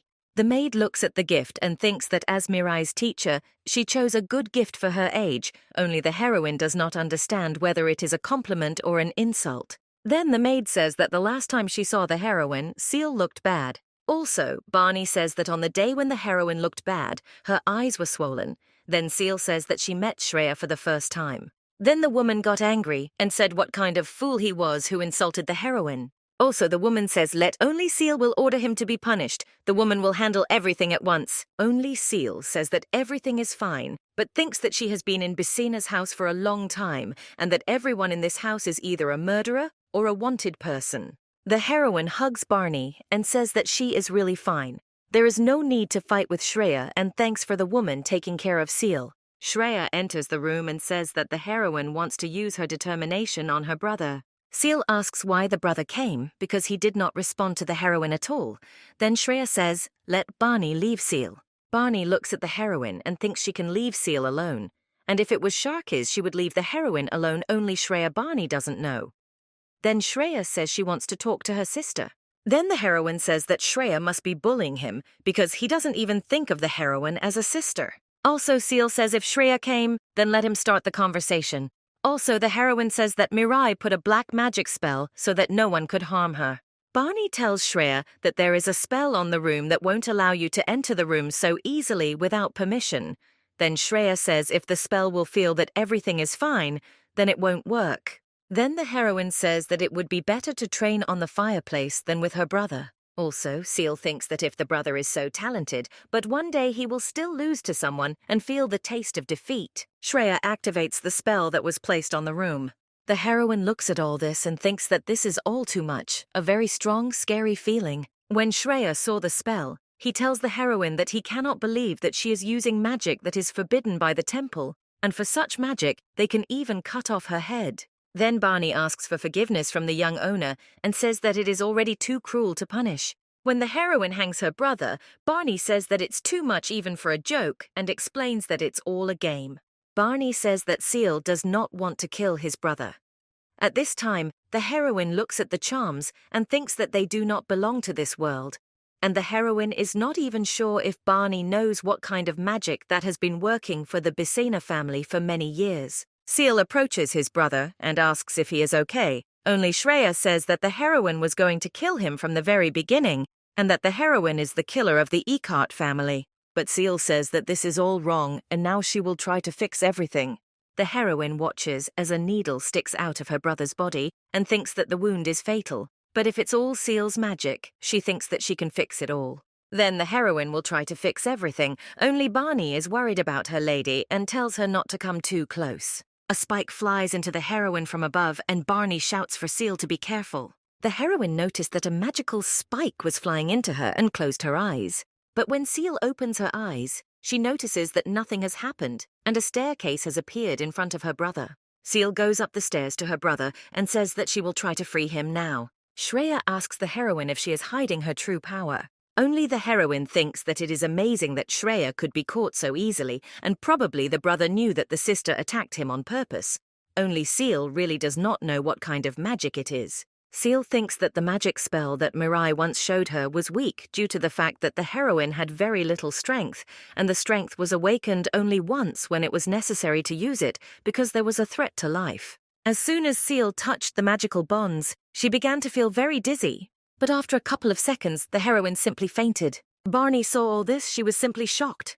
Seal fell to the ground, but was caught by Shreya and says that her sister summoned a monster and watched her brother suffer, but then she just fainted. Seal looked at her brother with the last of her strength and wanted to ask why he didn't make it, but she fainted. Barney saw how the heroine fainted in Shreya's arms and was very scared. Already in her room, the heroine wakes up and hears someone reading a prayer. When Barney noticed that the little lady had woken up, she was very happy that Seal had recovered. The heroine looks at the room that it is all clean and the clothes are too. Seal asked Barney what happened, and when Barney began to tell everything for the heroine, it was all just amazing. The fact that the heroine fell from a great height and was not injured was just luck that Shreya's brother caught her and then carried her to bed. Seal thinks that Shreya is very picky, demanding and difficult, but how he could help his sister and carry her to bed is hard to believe. Seal also asks Barney if she has seen anything like this. Then the woman replies that she has never seen anything like this in all her time working and that Barney cannot even imagine that Master Shreya was holding someone in his arms. To the heroine's surprise, Shreya enters the room. As soon as the heroine saw her brother, she pretended to fall asleep. Then Barney says that Seal was very tired. That's why she fell asleep so quickly. But Shreya asks not to worry, because her brother is not going to disturb her sister's sleep. Shreya came to the heroine's bed, sat down next to her and wants to answer one question. Shreya remembers how the heroine asked him why his brother hates his sister so much. Then Shreya replies that he doesn't like his sister because she looks like him. Chapter 28. Seal listens to his brother and wonders if it's so bad to be like someone. Only Shreya says that one day his sister will be abandoned, as Shreya himself was once abandoned. When the brother was about to leave the heroine's room, she asked what the brother was talking about when he said that the heroine would be left. Seal also asks his brother where Barney went. When the heroine wanted to get out of bed, she trips and starts to fall, but Shreya catches her sister for the second time today. Then Shreya says let Barney take his sister in his arms. Then Barney says that Lady Seal does not interfere with the maid in any way and does not do anything dangerous for such a weak maid like Barney. Shreya and Seal do not understand what the maid is talking about. Only the brother tells the sister not to touch him. But the heroine thinks that she is not contagious and not sick. She cannot believe that her brother makes her feel bad even when he saves her. When the heroine is reading a book, her brother sits next to her. Then Seal thinks about what Shreya wants to talk about this time. Then the brother asks the sister what he heard when Seal was little. She ran away from home. Seal asks his brother how he found out about all this. The heroine looks at her brother and thinks that Shreya is the second most cruel and arrogant person from the Bisa family. For the heroine, Shreya was a child who hid his inner world very well, which remained behind the family that abandoned him. But as a hike through a dangerous place that was sprinkled with glass, Shreya walked barefoot about Shreya. Everyone always said that he was a real monster. The heroine was interested in how many tears Shreya shed and how long he wore a mask that hid his severe injuries from life. Seal answers her brother's question and says that she did not leave her, but rather she left her family. Shreya is surprised that his sister left the family first. Then the heroine says that no one left them. They just ran away from bad people to meet their real family. Then Shreya smiles and says that this is not easy to accept. While the brother and sister were talking, Barney prepared a dessert. When the heroine tastes the dessert, she thinks that she suddenly remembered the plot of a real novel. That Shreya was killed second from the Bisa family by the hands of the protagonist, and after killing all 3 Bisa thieves, the protagonist and heroine lived happily ever after. Also, Seal thinks that she would be happy to see Shreya alive. Every time she runs to her brother, it seems that he, like a mirage, must soon disappear. Barney notices that the heroine has not eaten her dessert, then says that something hurts in Seal, but the heroine replies that they simply have no appetite. Also, the heroine thinks how much longer she has to suffer in order to save everyone, and it is not very difficult, and probably the heroine just has to sacrifice her life to save her new family. A year has passed since that incident with magic, but unfortunately no one was able to learn what it was and what kind of power or ability it was and what it carried. Even the Duke of Usti had never seen anything like this before. One day, the heroine comes to her father for dinner and says that all the dishes she loves so much are on the table. Thanks to the efforts of Duke Usti, the heroine began to always call him father because the Duke always gave the heroine sweets and gave nice gifts. But what is more important is that the Duke could find time to come to his daughter and spend time with her by the lake. The heroine thinks that she was very scared when she first came to Bisana's house, but now Bisana's house is a real home and family for her. Also, Seal thinks that everyone in the house was a family except Shreya's brother. Shreya's brother taught his sister how to fly a dragon properly. When the brother says that the heroine can't handle the dragon, she thinks that she can handle it better than her brother at such a young age. Then Shreya says that they need to rest before continuing the training. Seal looks at his brother and thinks when he will accept his sister, and that Shreya probably still thinks that Seal is just the third child left in the Bisa family. Seal says that they need to get back to training and thinks that one day she will be able to show her brother that she is a true member of the Bisa family. The heroine sits in the house reading a letter and thinks that a year and a half has passed since Duke Fertze left, but still Fertze continues to write to the heroine. Only the Duke mainly asked how the heroine was doing and whether she liked her new family and was not insulted. Seal reads all these questions and thinks that the Duke might have asked something interesting. Barney enters the heroine's room and says that the Duke sent the heroine gifts. Seal looks at the gifts and thinks that Duke Ferza wouldn't have sent her so many gifts because he doesn't care about the heroine's affairs. But the Duke only answered the heroine when she wrote 7 times, but does not tell anything except that Ferze is alive, and with such success, the Duke could ask the servants to write a letter to the heroine that he is still alive. Seal looks at the books given by Ferze, and each book is about how to train and tame monsters. Barney also looks at the books and notices that they are all books about monsters, and they are very old. When Barney finds out that one book is more than 500 years old, she was simply in shock and tells the heroine that here is a very ancient book, which is 500 years old. Barney also says that perhaps Ferze stole a book from the Imperial castle, but the heroine does not think that the Duke would dare to steal. Only Barney says that such books are only in the Empire. Seal notices a red bookmark on the book and opens the book. In the book, he writes a law about marriage between those who are more than 10 years apart. Then the heroine thinks that in such a case, what will happen between Bisena and Ekrat family? And if the heroine and the Duke cannot marry because of age, then the heroine will not be able to marry the Duke. Also, the heroine does not think that it will be possible to get rid of the Emperor's law so easily. But there must be a reason why the Duke gave the book to the heroine, and there is probably something in the book that Seal has not yet noticed. When Seal decides to flip through the book, there is a letter in the book. The heroine takes the letter and begins to heat it over a candle, and text appears on the letter as the heroine thought the letter was written with invisible ink that will be visible only if heated. Seal then mentions that she once used such ink when she worked as a maid to deliver secret letters or letters to loved ones. When the heroine reads the letter, it was written that Seal should always wait for Duke Ferz, he will definitely return. Chapter 30. Seal thinks that if you accept everything that Duke Ferze thinks and does, you might think that he will at least write when you have to wait for a meeting. But the letter says that the heroine should just wait. But Seal now has the feeling that she didn't even have time to marry the Duke because the wedding was cancelled. Since Ferze has not yet said anything about the wedding in the capital, the heroine is still just a stranger, and the only thing that exists now is the contract between Bisena.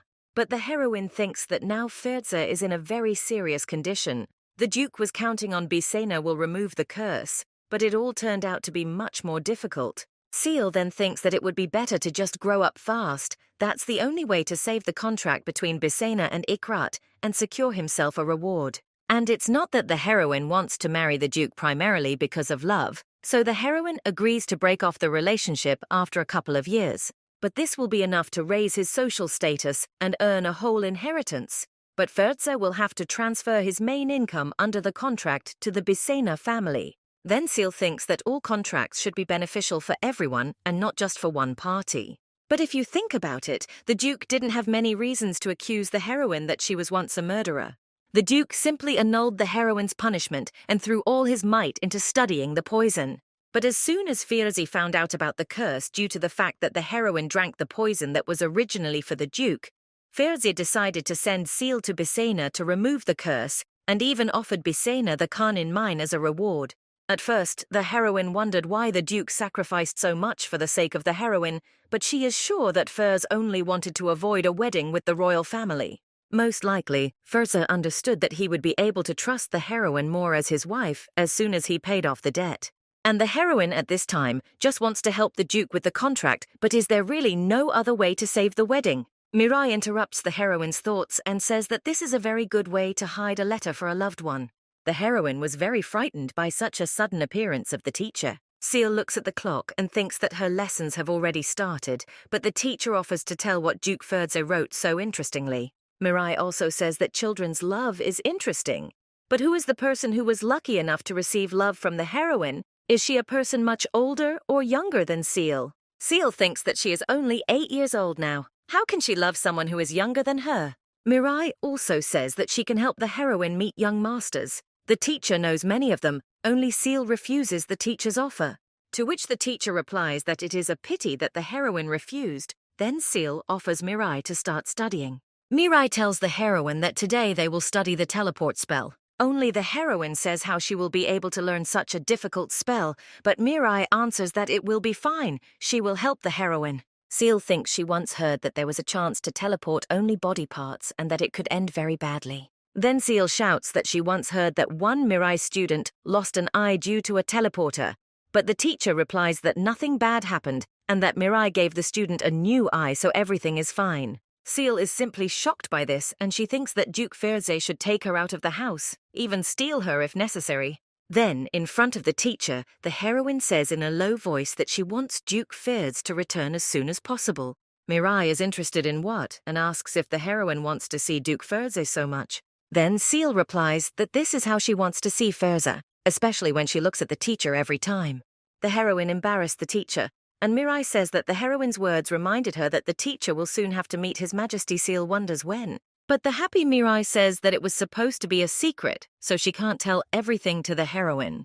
Then Seal just drinks tea and thinks that the Duke is the main thing alive, but she still wonders when Ferze and Seal can meet. At night, the Duke sits on a tree and is lost in his thoughts. Then the Duke remembers how he once told the heroine about service and duty, and that the heroine can't just live her life like that if she's going to serve someone, and that Ferze doesn't deserve it. Only Seal answers the Duke why she cannot serve Ferze all her life, because the whole house and all the maids love the Duke very much. Ferze woke up and thinks that when he was just immersed in thoughts, he didn't even notice how he fell asleep. But still, it's strange to see dreams about what happened many years ago. Ferze looks at a letter that the heroine once wrote and thinks about whether Seal reads the Duke's letters. Mirai came to the Duke at dinner, but she can't see Ferze because it's very dark outside. Then the Duke descends from the tree and greets Mirai. Mirai hands the Duke some potion. The sorceress tells the Duke that she is not sure about the effect of the potion, but Ferze replies that if the potion does not cause cardiac arrest, then everything should be fine. Mirai watches as the Duke drinks the potion and thinks that now she feels guilty, and if everything ends with that, Mirai will have to choose the side of Bisena or Ekrat. When the Duke drank the potion, he says that he does not feel that anything has changed. Mirai says that it is necessary to drink more of the potion to have an effect. Then Ferze decides to drink more vials. At this time, when the Duke drinks the poison, Mirai looks at the vials and does not understand why this poison is sold so well. Also, the sorceress knows that there is a chance to return youth from poison, but no one knows what negative effects can be obtained. Then the sorceress calls a broom and thinks that she needs to meet with another mysterious client, and it became much easier to talk and make poisons for rich fools. The next day, the heroine sits in the garden drinking tea and thinks that it's a good day because she already had dragon training with Shreya's brother, and now she has the whole day free. Sharkis comes to the garden. Seal is very happy to see her brother. As soon as Seal saw her brother, she ran to hug him, and Sharkis asks if her sister missed him, to which the heroine says no. But he thinks that Sharkis will immediately understand that the heroine is lying, and it is better to say everything directly because it makes no sense to lie to Sharkis. Then Sharkis replies that his sister told the cruel truth as it should be in the Bisena family. But the sister does not even understand that with such an attitude, Sharkis will like her more and more. Sharkis smiles, and he hopes that his sister treats all men like a brother, but Seal replies that she doesn't know any men. Seal looks at his brother and thinks that Sharkis looks like the happiest man in the world right now. Shreya is also looking at all this and thinks that it will make him sick now. The maids also look at Sharkis and Seal and think that the brother always brings a gift for Seal when he goes to tea, and the maids are not surprised that Sharkis and Seal behave well with each other. The heroine sees that the maids are very happy but wants to be helped because Sharkis has been spinning Seal for a long time, which is even getting bad. Sharkis asks if sister would like to play with brother. Without Shreya, Seal thinks he can't refuse Sharkis because he genuinely wants to play with the heroine. Sharkis spins his sister, and at this time the heroine asks Shreya to save her. Only Shreya just walks out of the garden. Then the heroine screams for her brother Shreya to help her. When Shreya heard how his heroine called him brother, then he returned to the garden. Seal noticed that her brother is coming back, and she thinks that now Shreya is really going to save her sister. Could she bewitch Shreya? Shreya approaches the elder brother and says that you can't play with a child like that, but Seal thinks that you can't talk to your elder brother like that. This face changed Sharky's, and he asked his younger brother if it was an order. Then the younger brother says that Sharky's heard everything perfectly, and a quarrel began between the brothers. When the brothers stopped fighting, Sharky's offered to ask his sister what she thought about the brothers. Then Sharky's asks the heroine who she would choose as the heir of an older brother or a younger one. Seal looks at Sharky's and thinks that she should choose between the maniac who suddenly thinks that he is the most beautiful older brother and Shreya. The heroine thinks that if she chooses Shreya, then the brother will most likely ignore the sister for the rest of her days, but Seal is not very well acquainted with Shreya. But the heroine does not even want to imagine how Sharky's will behave if she chooses her older brother as the heir. Seal thinks she really doesn't want to choose between her brothers. Having thought everything through, the heroine says that she will be the heir of the Bisa family. When Seal chose herself as the heir, the brothers looked at their sister coldly. Sharky says that he doesn't even know that his sister has such good thoughts for the future. And Shreya says, will the heroine fight with her younger brother for the right to be the heir?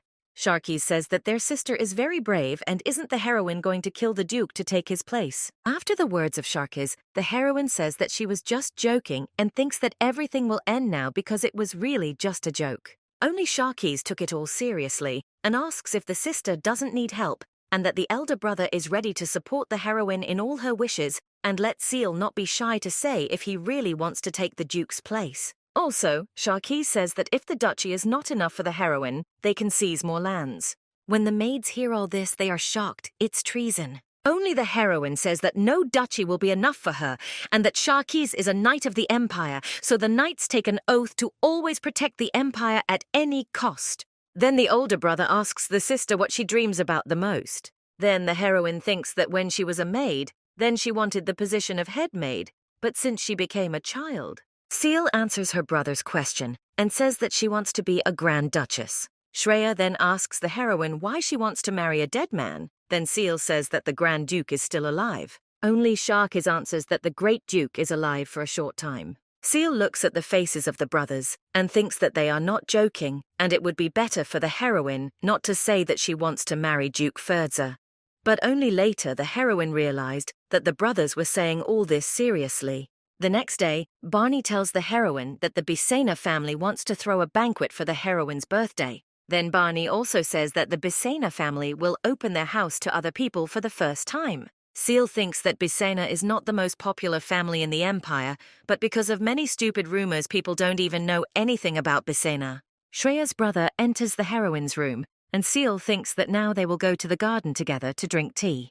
But the heroine notices that her brother is dressed in all black, and Shreya says that he has two news, good and bad, and asks her sister which one to start with.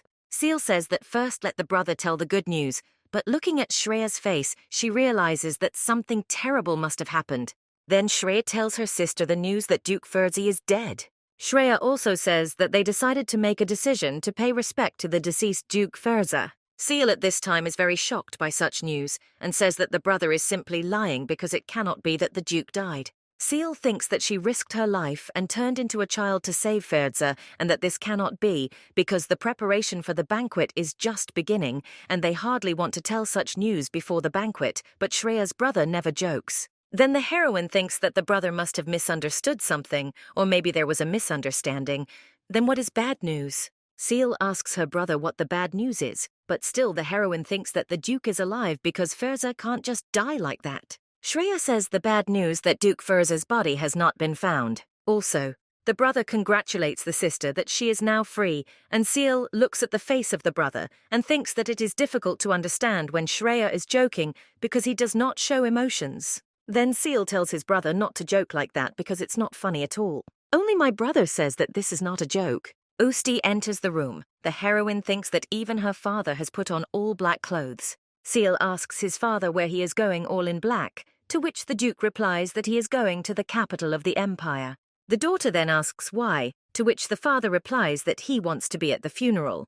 Seal can't take it all in. She thinks it's all some kind of cruel joke. In her father's hands, the heroine notices an obituary and remembers that she saw something similar when she worked in Duke Ferza's castle. Seal decides that she will also go to the funeral, but the father says that it is better for the daughter to stay at home and that the father will pay respects from all the family members. The father puts his hand on his daughter's head and tells Seal to stay at home because it will be very dangerous in the capital. When the Duke of Usti went to the funeral, the heroine looks from the wreath to the carriage. Then Seal decides to ask something about the Duke's schedule. Seal asks Usti's deputy about Ferza's death, to which the deputy replies that it is all true that Duke Ferzi is dead. Only the heroine tells the deputy not to lie to Seal, but the deputy replies that he will never lie to his lady. A few days have passed since the news of Ferza's death spread all over the castle. The maids were simply shocked and did not understand why the Bisena family wanted so much to pay tribute to Ferza, even though the two families were enemies during life. At that time, the heroine did not know anything because she could not go to the capital, but Duke Ferza every time sent letters to the heroine with the message that he was alive, and could the Duke see his death in advance? Seal thinks that the Duke is a very pathetic thief that he got away so easily. Sharkis watches his sister cry and gets up from the table. At this time, the heroine cannot stop her tears. She thinks that the Duke wrote her to always wait for Ferza, but he died. Then Sharkis tells his father that Sharkis was against killing Duke Ferz. The older brother's words are also connected Shreya. The heroine heard the brothers' conversation and she cannot understand what her brothers are talking about now. Then the Duke of Usti tells his daughter that she is too young to marry. Seal looks at the father and thinks that he should at least say that in his eyes. Then the father says that he will find a good man for his daughter. And Sharkis says that there are many men in the world. At this time, Seal thinks that her father and brother are still thieves. Only the heroine did not think that Bisena would kill the aristocrat of the Duke Empire, who is known as the Dragon Knight. Then the heroine remembers a conversation with her father, who told her that she is too young to run after men. And when Seal asked her father how old her daughter should be for her to be interested in men, the Duke replied that at least 80, but the heroine thinks that by that time she will simply die. The Duke of Usti says that he wants to find a way to give his daughter longevity. Only Seal says that it would be better for the Duke to try to remove the curse, and the father replies that he will just need 30 or 50 years to remove it. Seal thinks that 30 years is probably such a long time for an immortal, but for a heroine, 30 years is not incredibly long. Then the daughter asks the father if Duke Ferzi will still be alive after 30 years, but the father answers that he wants to send the Duke to a beautiful place. But when the daughter asks the father where, Usti answers that in the hands of God. Once the heroine thought that her father was joking, but who knew that their conversation would be true. The Duke of Ustier offers his daughter to marry a man from the Lissa family because he is still a young father and is sure that his daughter will not want to marry an old man. Also, Usti says that people of high status are very self-confident and the father will not allow someone stronger than his brothers or the Duke of Usti to be near his daughter. Seal sits in his father's arms and thinks that the Duke does not know how to comfort at all. Shreya tells her sister not to think about the wedding because if the heroine wants to fight with her brother for status, then Seal is better off without a husband who will only get in the way. Sharkis approaches the sister and offers to just stay with the brothers forever. Seal looks at his brother and thinks he is Sharkis Bisena is a knight of the Empire who is suspected of a change of state. Father of the heroine Usti Bisena is simply an immortal genius and a master of alchemy and black workshops. And also Shreya Bisena's brother who once had half of the Empire's money, but now he serves as a priest in the Empire's church. Then Seal looks at his family and asks who killed Duke Ferza. Then Shreya says that the Duke was killed by Sharkis, but the elder brother says that Shreya finished the Duke. When the sister looks at the Sharkis brother and says that the Duke promised to bring cookies to the heroine, the older brother simply looks away. Sharkis says that if the body is not found, then maybe there is hope that the Duke is still alive. Then Seal shouts that how could her older brother kill Duke Ferza? Only when the heroine shouted at her brother, the whole family heard loud explosions. When the Duke and his daughter went outside, they noticed that they were being attacked. The Duke of Usti asks his sons to see what is happening and who dared to attack the Bisena family. A knight enters the room and says that they were attacked by the Knights of the Sun. The Duke of Usti thinks that the Knights of the Sun are here to take revenge for their commander. The Knights of the Sun is a group of knights commanded by Duke Ferza, and the knights can be called loyal, but they are truly heartless knights who recognize only the power and authority of Duke Ferza. The Duke of Usti smiles and says that perhaps the knights have come to take revenge. Then the Duke tells the knight that he should look after Usti's daughter. When the Duke left for battle, he told his daughter not to open the door to anyone until her father returned. By this time, the heroine has been sitting in the room for a long time and thinks that a lot of time has passed, so why the Duke of Usti still hasn't returned? The knight who is next to the heroine says that it has become too quiet on the street, so he will go see what happened, and the knight says that the heroine should stay in the room and not go outside because it is very dangerous there. When the knight left the room, the heroine was waiting, but heard loud screams from the corridor. Seal stands in front of the exit and thinks that suddenly everything has become very quiet. When the heroine goes out into the corridor, she notices many knights and thinks that they are all dead. Also on the ground, Seal notices a letter and thinks that this letter is from Duke Fertzer. As soon as the heroine wanted to pick up the letter, a stranger greeted her and said that they had not seen each other for a long time. Seal looks at the stranger and does not understand whether he is a Knight of the Sun or a hired killer. Then the heroine decides to step aside. Also, the heroine notices that the stranger in the hood starts laughing, and Seal does not understand why the stranger is laughing. But when the stranger opens his face, he looks like Duke Fertzer. The heroine is in shock, and she thinks that the stranger is very similar to Fertzer who died. But from the stranger comes a little different energy than from the Duke. Also, Seal thinks that the stranger looks a lot like the dead Duke. Then Seal decides to ask if the stranger is the Duke. Then the stranger replies that the heroine thinks that he is the son of the late Duke, and should she marry him? But the knight takes the heroine in his arms and says that she did not recognize her future husband. Then Seal wonders how it happened because Duke Fertz is much older. The Duke answers that he became a little smaller, but not as small as the heroine. Then Seal looks at the Duke and thinks that he looks like Shreya. He is about 15 years old now. The Duke says that if it is impossible to remove the curse from the heroine, that is why he decided to become a little younger, and that the Duke just wanted to drink the potion of youth. But it was necessary to wait so that there would be no negative effects. The heroine thinks that it is all true that the Duke became much younger when he drank the potion and begins to examine him carefully.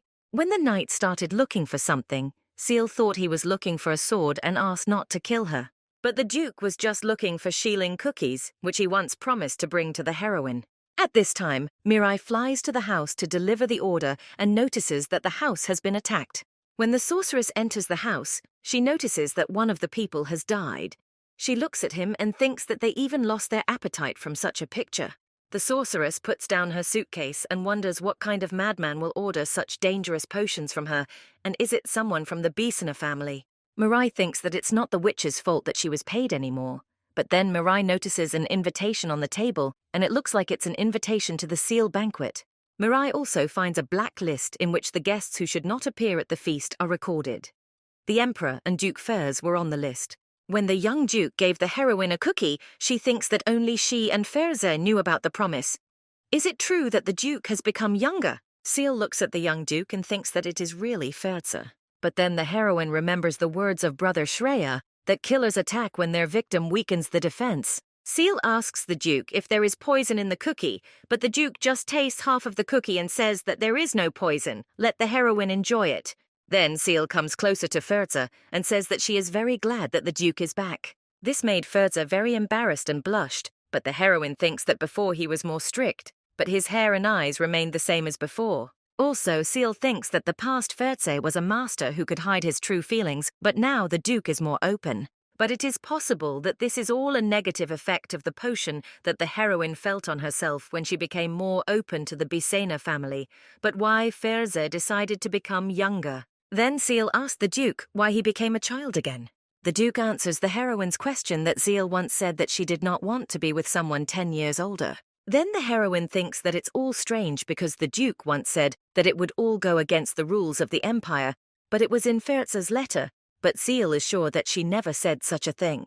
The Duke also says that the heroine often called him a fool once, but Seal made a face as if she didn't understand. Only the Duke claims that the heroine wrote in every letter that she wanted to meet the Duke a fool. Then the heroine was shocked how she could write like that and not be afraid of death. Seal claims that she did not write such a thing because the heroine's life is still expensive. Seal thinks that she was 17 when she first became a child, and Duke Ferz was 20 then. With the age at which a wedding can be made, everything would be in accordance with the rules. Then the heroine begins to think who could write such letters to the Duke. The Duke says that this means that the heroine did not write letters to the Duke. Seal says that she only asked the Duke for cookies.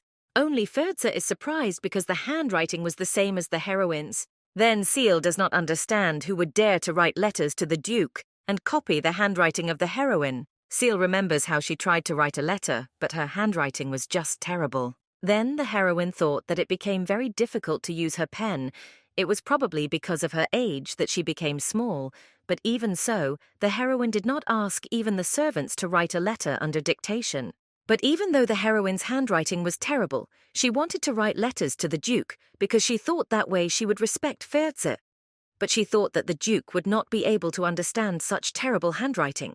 Seal thinks that the person who made the letters had a lot of free time if the person even learned to forge the heroine's handwriting. From the heroine's words that she didn't write letters, she sees that the Duke was in shock, so Seal decides to cheer up Ferza and says that it was probably just someone trying to make a joke on the Duke. Although Seal understands why the Duke is so upset now, but now it's all very interesting how someone like Ferza could be tricked by someone. Then Ferza replies that he is glad that the heroine did not write him such suspicious letters. Then Seal thinks that it was really written by some fool who had nowhere to spend his free time. Seal notices that soon all the guards will wake up and also that the heroine's father, Duke Usti, should return soon, and thus he recognizes Duke Ferza. The heroine decides to invite the Duke to look at the labyrinth in the garden. When the Duke and the heroine are walking through the garden of the labyrinth, Ferza asks Seal if she likes the gardens of the labyrinth because only the Duke of Usti has such a taste. Seal thinks that now Ferza wanted to say that the heroine is similar to Bisa, but it's not that the heroine doesn't love her new father.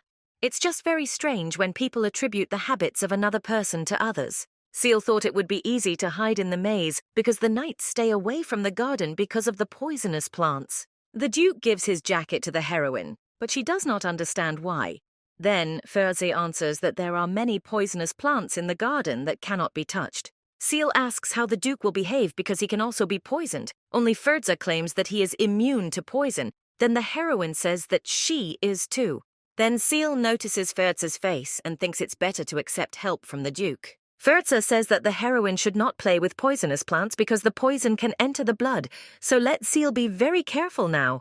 Bisa family treated her, to which Seal replies that her new father and brothers behaved very well. Also, the heroine now thinks that the Duke did not even react in any way to her answer. Seal begins to tell that Sharkis sometimes causes problems, but the heroine calmed down her older brother, and she was able to become a little closer with Shreya's younger brother. Ferza hears all this. He is in shock since when did the heroine start calling Duke Usti her father and Sharkis and Shreya brothers?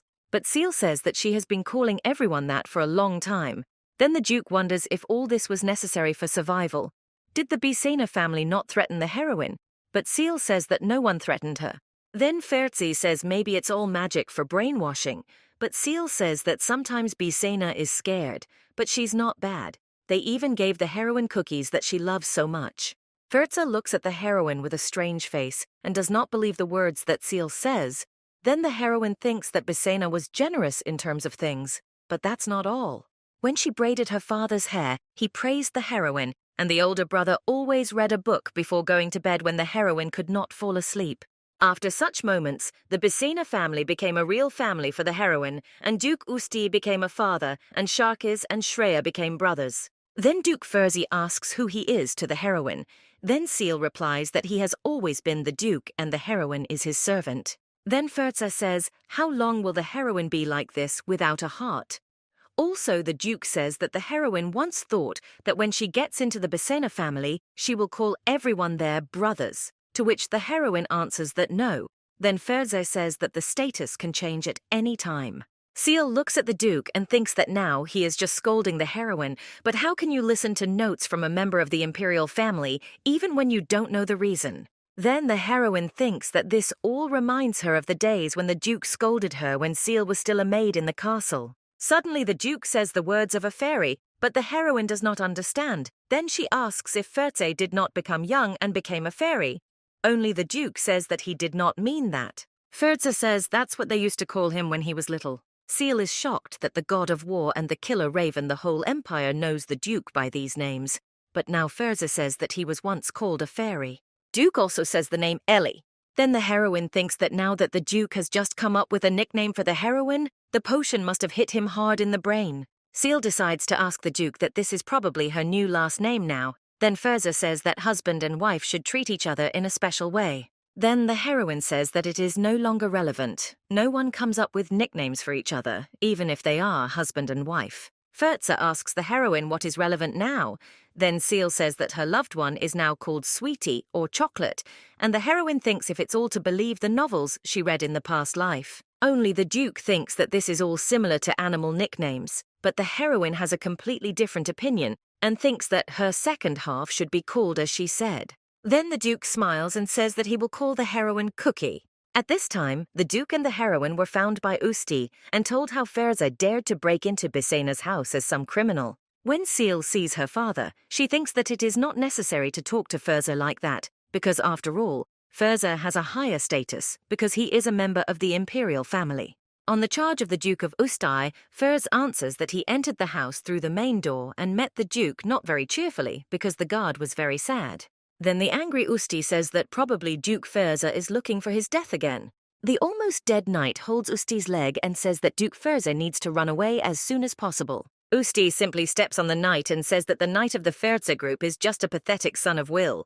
Seal looks at her father and thinks that he is really the thief who was in the novel when she saw it all with her own eyes, about which she heard rumors. Now she understood that her father really wants to kill Duke Furza. When the heroine tells Furza to run away, the father tells his daughter that now she is forbidden to say Furza's name. USTI also tells his daughter that if she wants to defy her father, she should grow up first, and this time the Duke will forgive his daughter. The Duke then shows his mark on his arm. It's a mark that holds back his bloodlust and possible cannibalism, and that Ustier just hates showing his mark to anyone. When the father touched his daughter's head, she wondered why the Duke did not hide his hand. Ustier asks his daughter to stay close to him because now it can be dangerous. Seal thinks that in the past she would have definitely bitten the Duke's hand to buy Furza time, but now she can't do that with her father, so she wishes Furza only luck. Therefore, now all the heroine can do for Furza is simply to support the Duke and wish him luck. But when Usti looked at her daughter with a cold look, Seal also wished her father luck. Furza saw that the heroine wished luck to her father. Then the Duke was shocked that the wish was not for him, but for Usti. Then the heroine thinks that she knows that Furza has only one life, but his chances of survival are greater than the heroine's. Usti looks at the Duke and says that at first Usti thought that the boy in front of him was just the son of Duke Furza, but who knew that Furza became younger. Seal thinks that when she first saw Furza, she thought the same as her father now. Furza looks at Ustia and says that he made an oath to the god that he would save himself for his future wife. Then Usti tells Furza that the Duke will keep his oath because Furza will die innocent. Meanwhile, Sharkiz has dealt with the knights and thinks that now he needs to find his little sister. Only one of the knights tells Sharkiz how the Bisena family dared to attack Duke Furzi. But after the knight's words, Sharkiza is attacked by another living knight. Only Sharkiz is saved by Shreya's younger brother, who hit the knight. But the elder brother says that he deliberately pretended not to notice the knight so that Shreya should not interfere in the battle. Only Shreya answers to her brother that his sixth sense is failing more and more. Then Shreya thinks, why did he help his ignoble brother? He didn't even say thank you, and that he pretends to be so kind and pure, but inside is just horrible. Sharkiz looks at his brother, and he understands everything that his brother is feeling now. Then Sharkiz says that Shreya could not let his elder brother stay to die. Also, Sharkiz looks at his brother and he is sure that Shreya has changed, but these changes are very difficult to describe in simple words. Previously, Shreya could have easily left Sharkiz to die on the battlefield, but now everything has changed. Shreya thinks that this way he will rather become the next duke instead of his father. But still, it's Sharkiz's fault that he's so careless and always doesn't value his life. But Sharkiz's way of fighting has always been very dangerous. Because Sharkiz first gives the enemy an attempt to win and then kills in one shot. But this way is too boring to kill in one shot. Sharkiz also notices that Shreya's brother does not immediately kill the soldiers, so he asks what happened. Why is his brother behaving so strangely? Also, Sharkiz thinks that his brother could have easily killed the knight, but he only stunned him, and that Shreya, whom his older brother once knew, is no longer there. Once Shreya could easily kill an enemy who entered the territory of the Bisena family. In terms of cruelty, Shreya was always similar to the Duke of Usti, Even more than Sharkis, Shreya's own son was an emotionless puppet for murder. Sharkis thought of when he met Shreya when they were still children of the Duke of Usaiti Bisena. And Shreya and Sharkis had the feeling that he was between two dolls that had no emotions. Sharkis asks his brother that he left the knights alive for the sake of his sister, only Shreya replies that the elder brother should stop talking nonsense. Then Sharkis says that Shreya is afraid that after the murder the sister will no longer talk to her brother or that she will cry, but does the brother not think that the sister can approve the murder? Sharkis understood why Shreya has changed so much and shows such mercy to the enemy, all because he has a sister.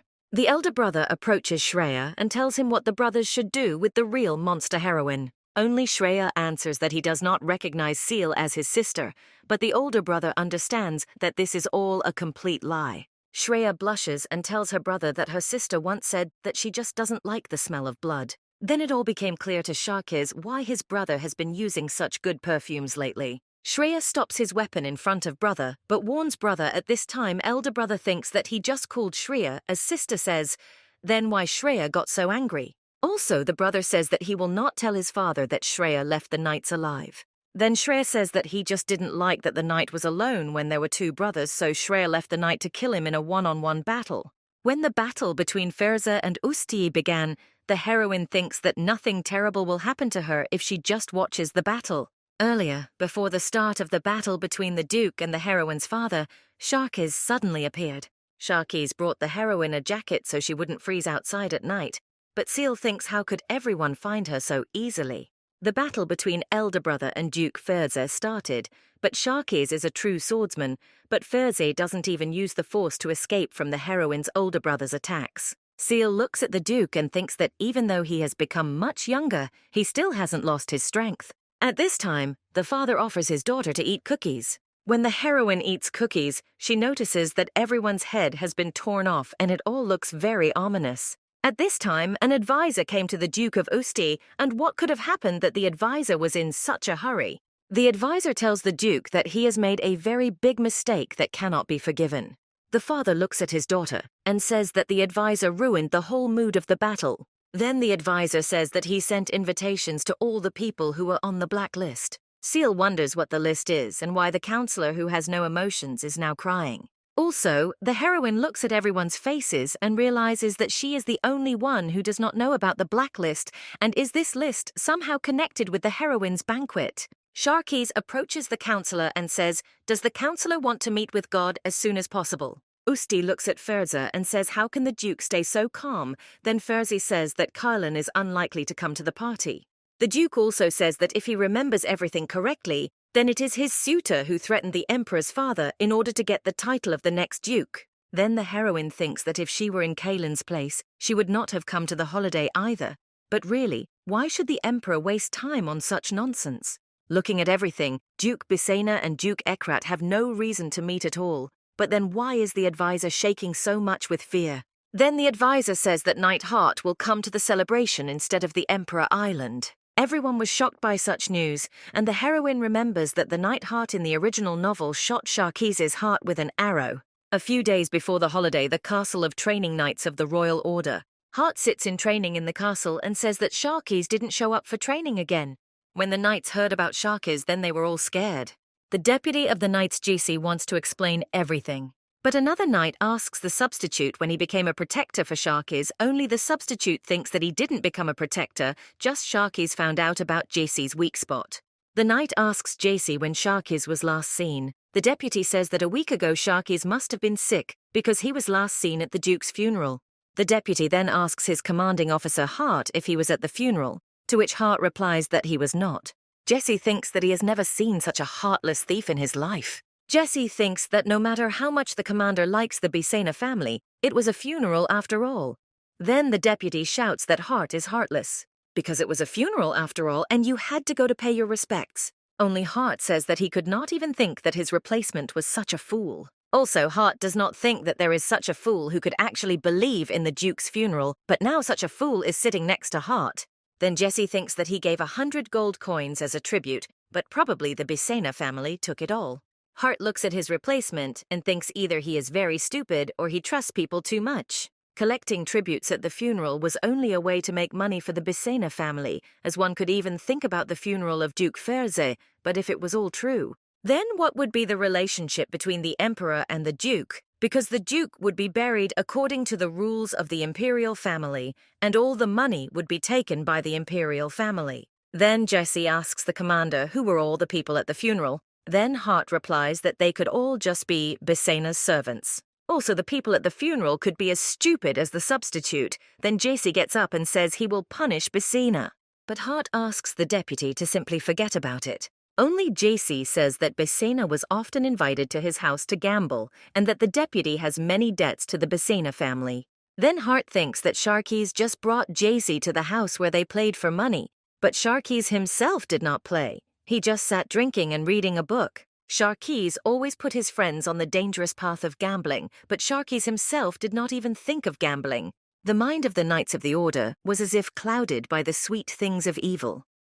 Sharkey's simply ate the money of his comrades, but at the same time did not even touch the games. In addition, while a letter came to the Duke of Usti that Ferze was in full order, he had only temporary difficulties due to the fact that the Duke drank the mercenaries' poison. So he will not take part in banquets and gatherings for some time. 2 days after the false funeral, Duke Ferze sent a letter to the emperor that Ferze was alive and that he should not come to the funeral.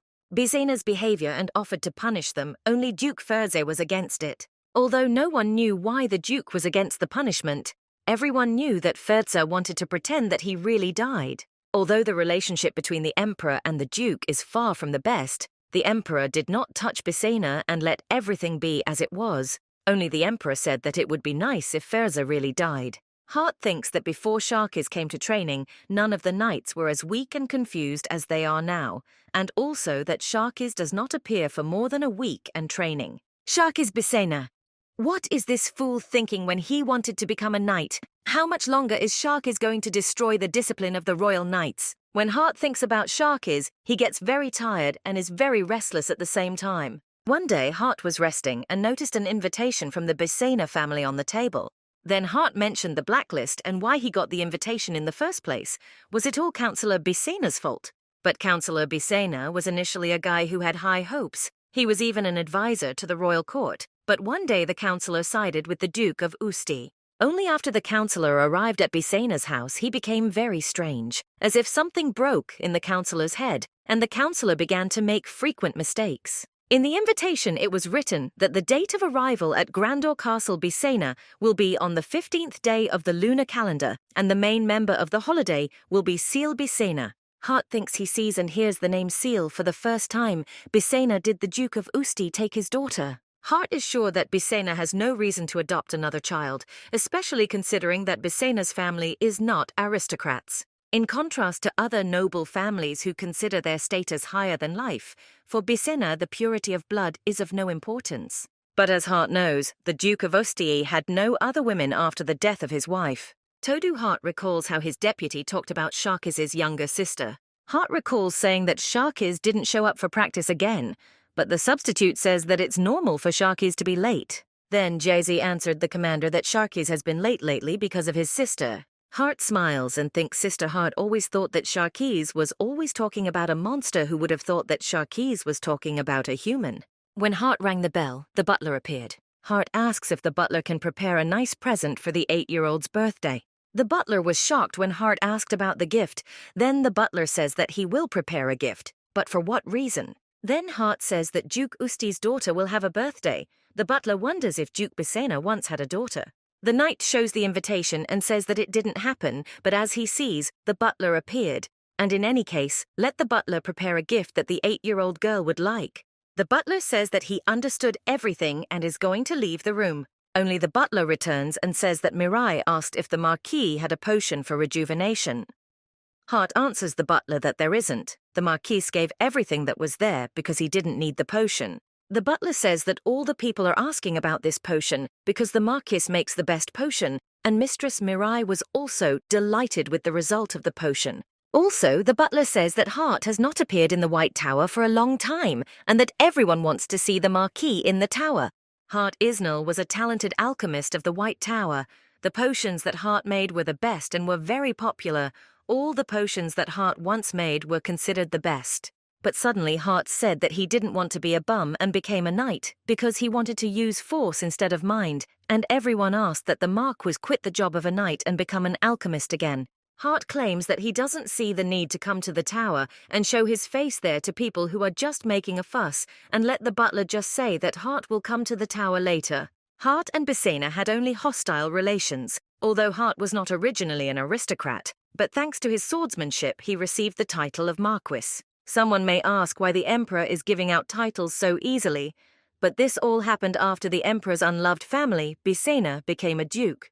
At this time, the heroine is shocked that Hart will come to her for the holiday because he is the knight who killed Sharkiz in the original novel. Also, the heroine mentions another novel where Hart was. The novel was called Love and Kisses. In the second novel, Hart was popular among aristocratic women. All interest was only among the two heroes. These heroes were Kiss and Hart. There were many nicknames in the novel written by an unknown fan. But poor Sharkiz, who did not suffer from anything and never cared, was so shocked that he began to suffer from insomnia. No matter how many attempts were made to find the thief who secretly published his novel, it was all in vain due to the strong opposition of a large number of young aristocratic women. The relationship between Sharkiz and Hart has become simply terrible.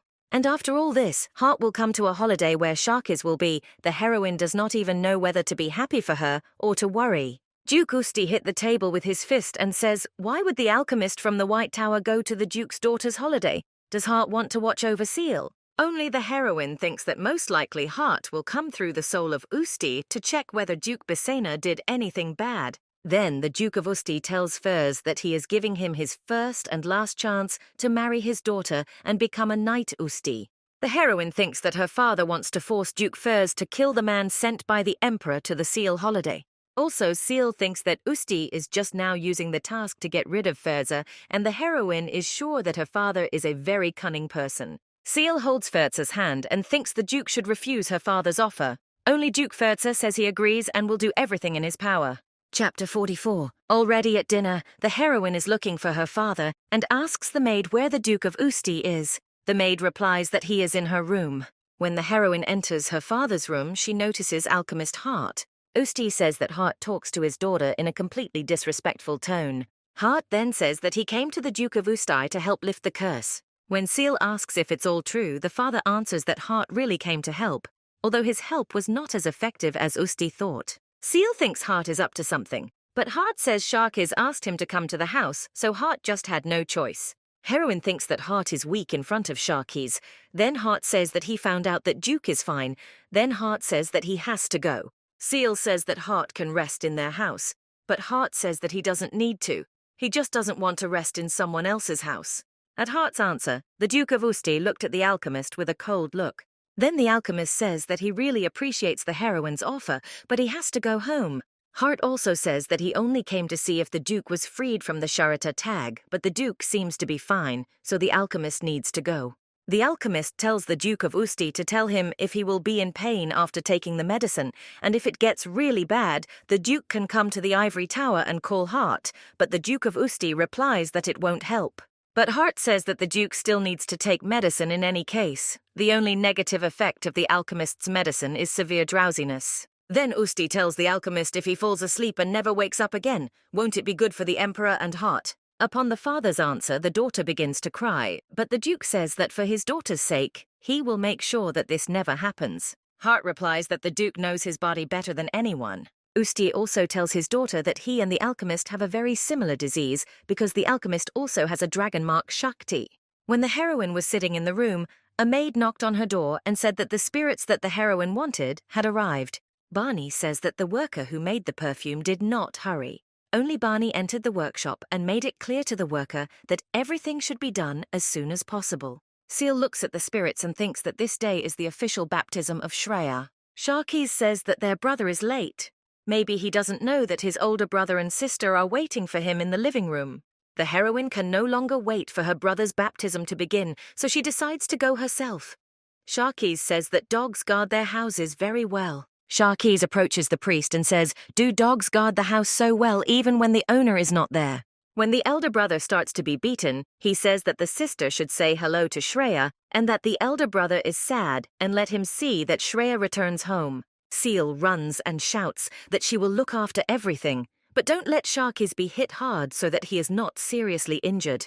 When the guards saw that the heroine is running, they want to stop her and say that everyone caught the heroine because the guards cannot allow Bisena to walk around the temple in peace. Seal ran to the brother's room and shouts for him to open the door because the sister wants to give brother Shreya perfume before the baptism. A priest approaches the heroine and says that if she is looking for Shreya, then he has most likely already finished the baptism ceremony. The priest opens the door and the sister sees her brother Shreya dressed as a priest. The sister runs up to her brother and asks him how the baptism ceremony went. Only Shreya pushes her sister away and says how dare she touch the priest. Seal is shocked, and the other priest says that it would be better to go back. The priest says that for some time he was a friend of Shreya, even it is difficult for him to get used to the new Shreya. And now the priest does not even imagine how difficult it is for Shreya's sister. Then Seal says what happened to her brother. The priest says that receiving official baptism is a way to fully dedicate yourself to the goddess. As a result, a person loses the most valuable thing in life, because a person should devote himself only to the goddess and no one else. But it seems to the priest that for Shreya the heroine was the most valuable person in his life. The heroine cries and says that she was going to give perfume to her brother, but now she does not know what to do with them. At this time, Shreya looks at her sister with a cold look. Seal gives the spirits to the priest. Only he says that the spirits were not for him, and what should he do with them in response? The heroine tells the priest that he can just throw the spirits away. When the priest says that he can't do that, Seal cries and asks the priest to throw them out. Seal thinks if she was strong enough, then Shreya wouldn't have to receive an official baptism, and if the heroine was strong, she would break her curse so her father wouldn't worry. Seal walks down the hall of the temple, and she thinks only one thing if she was stronger.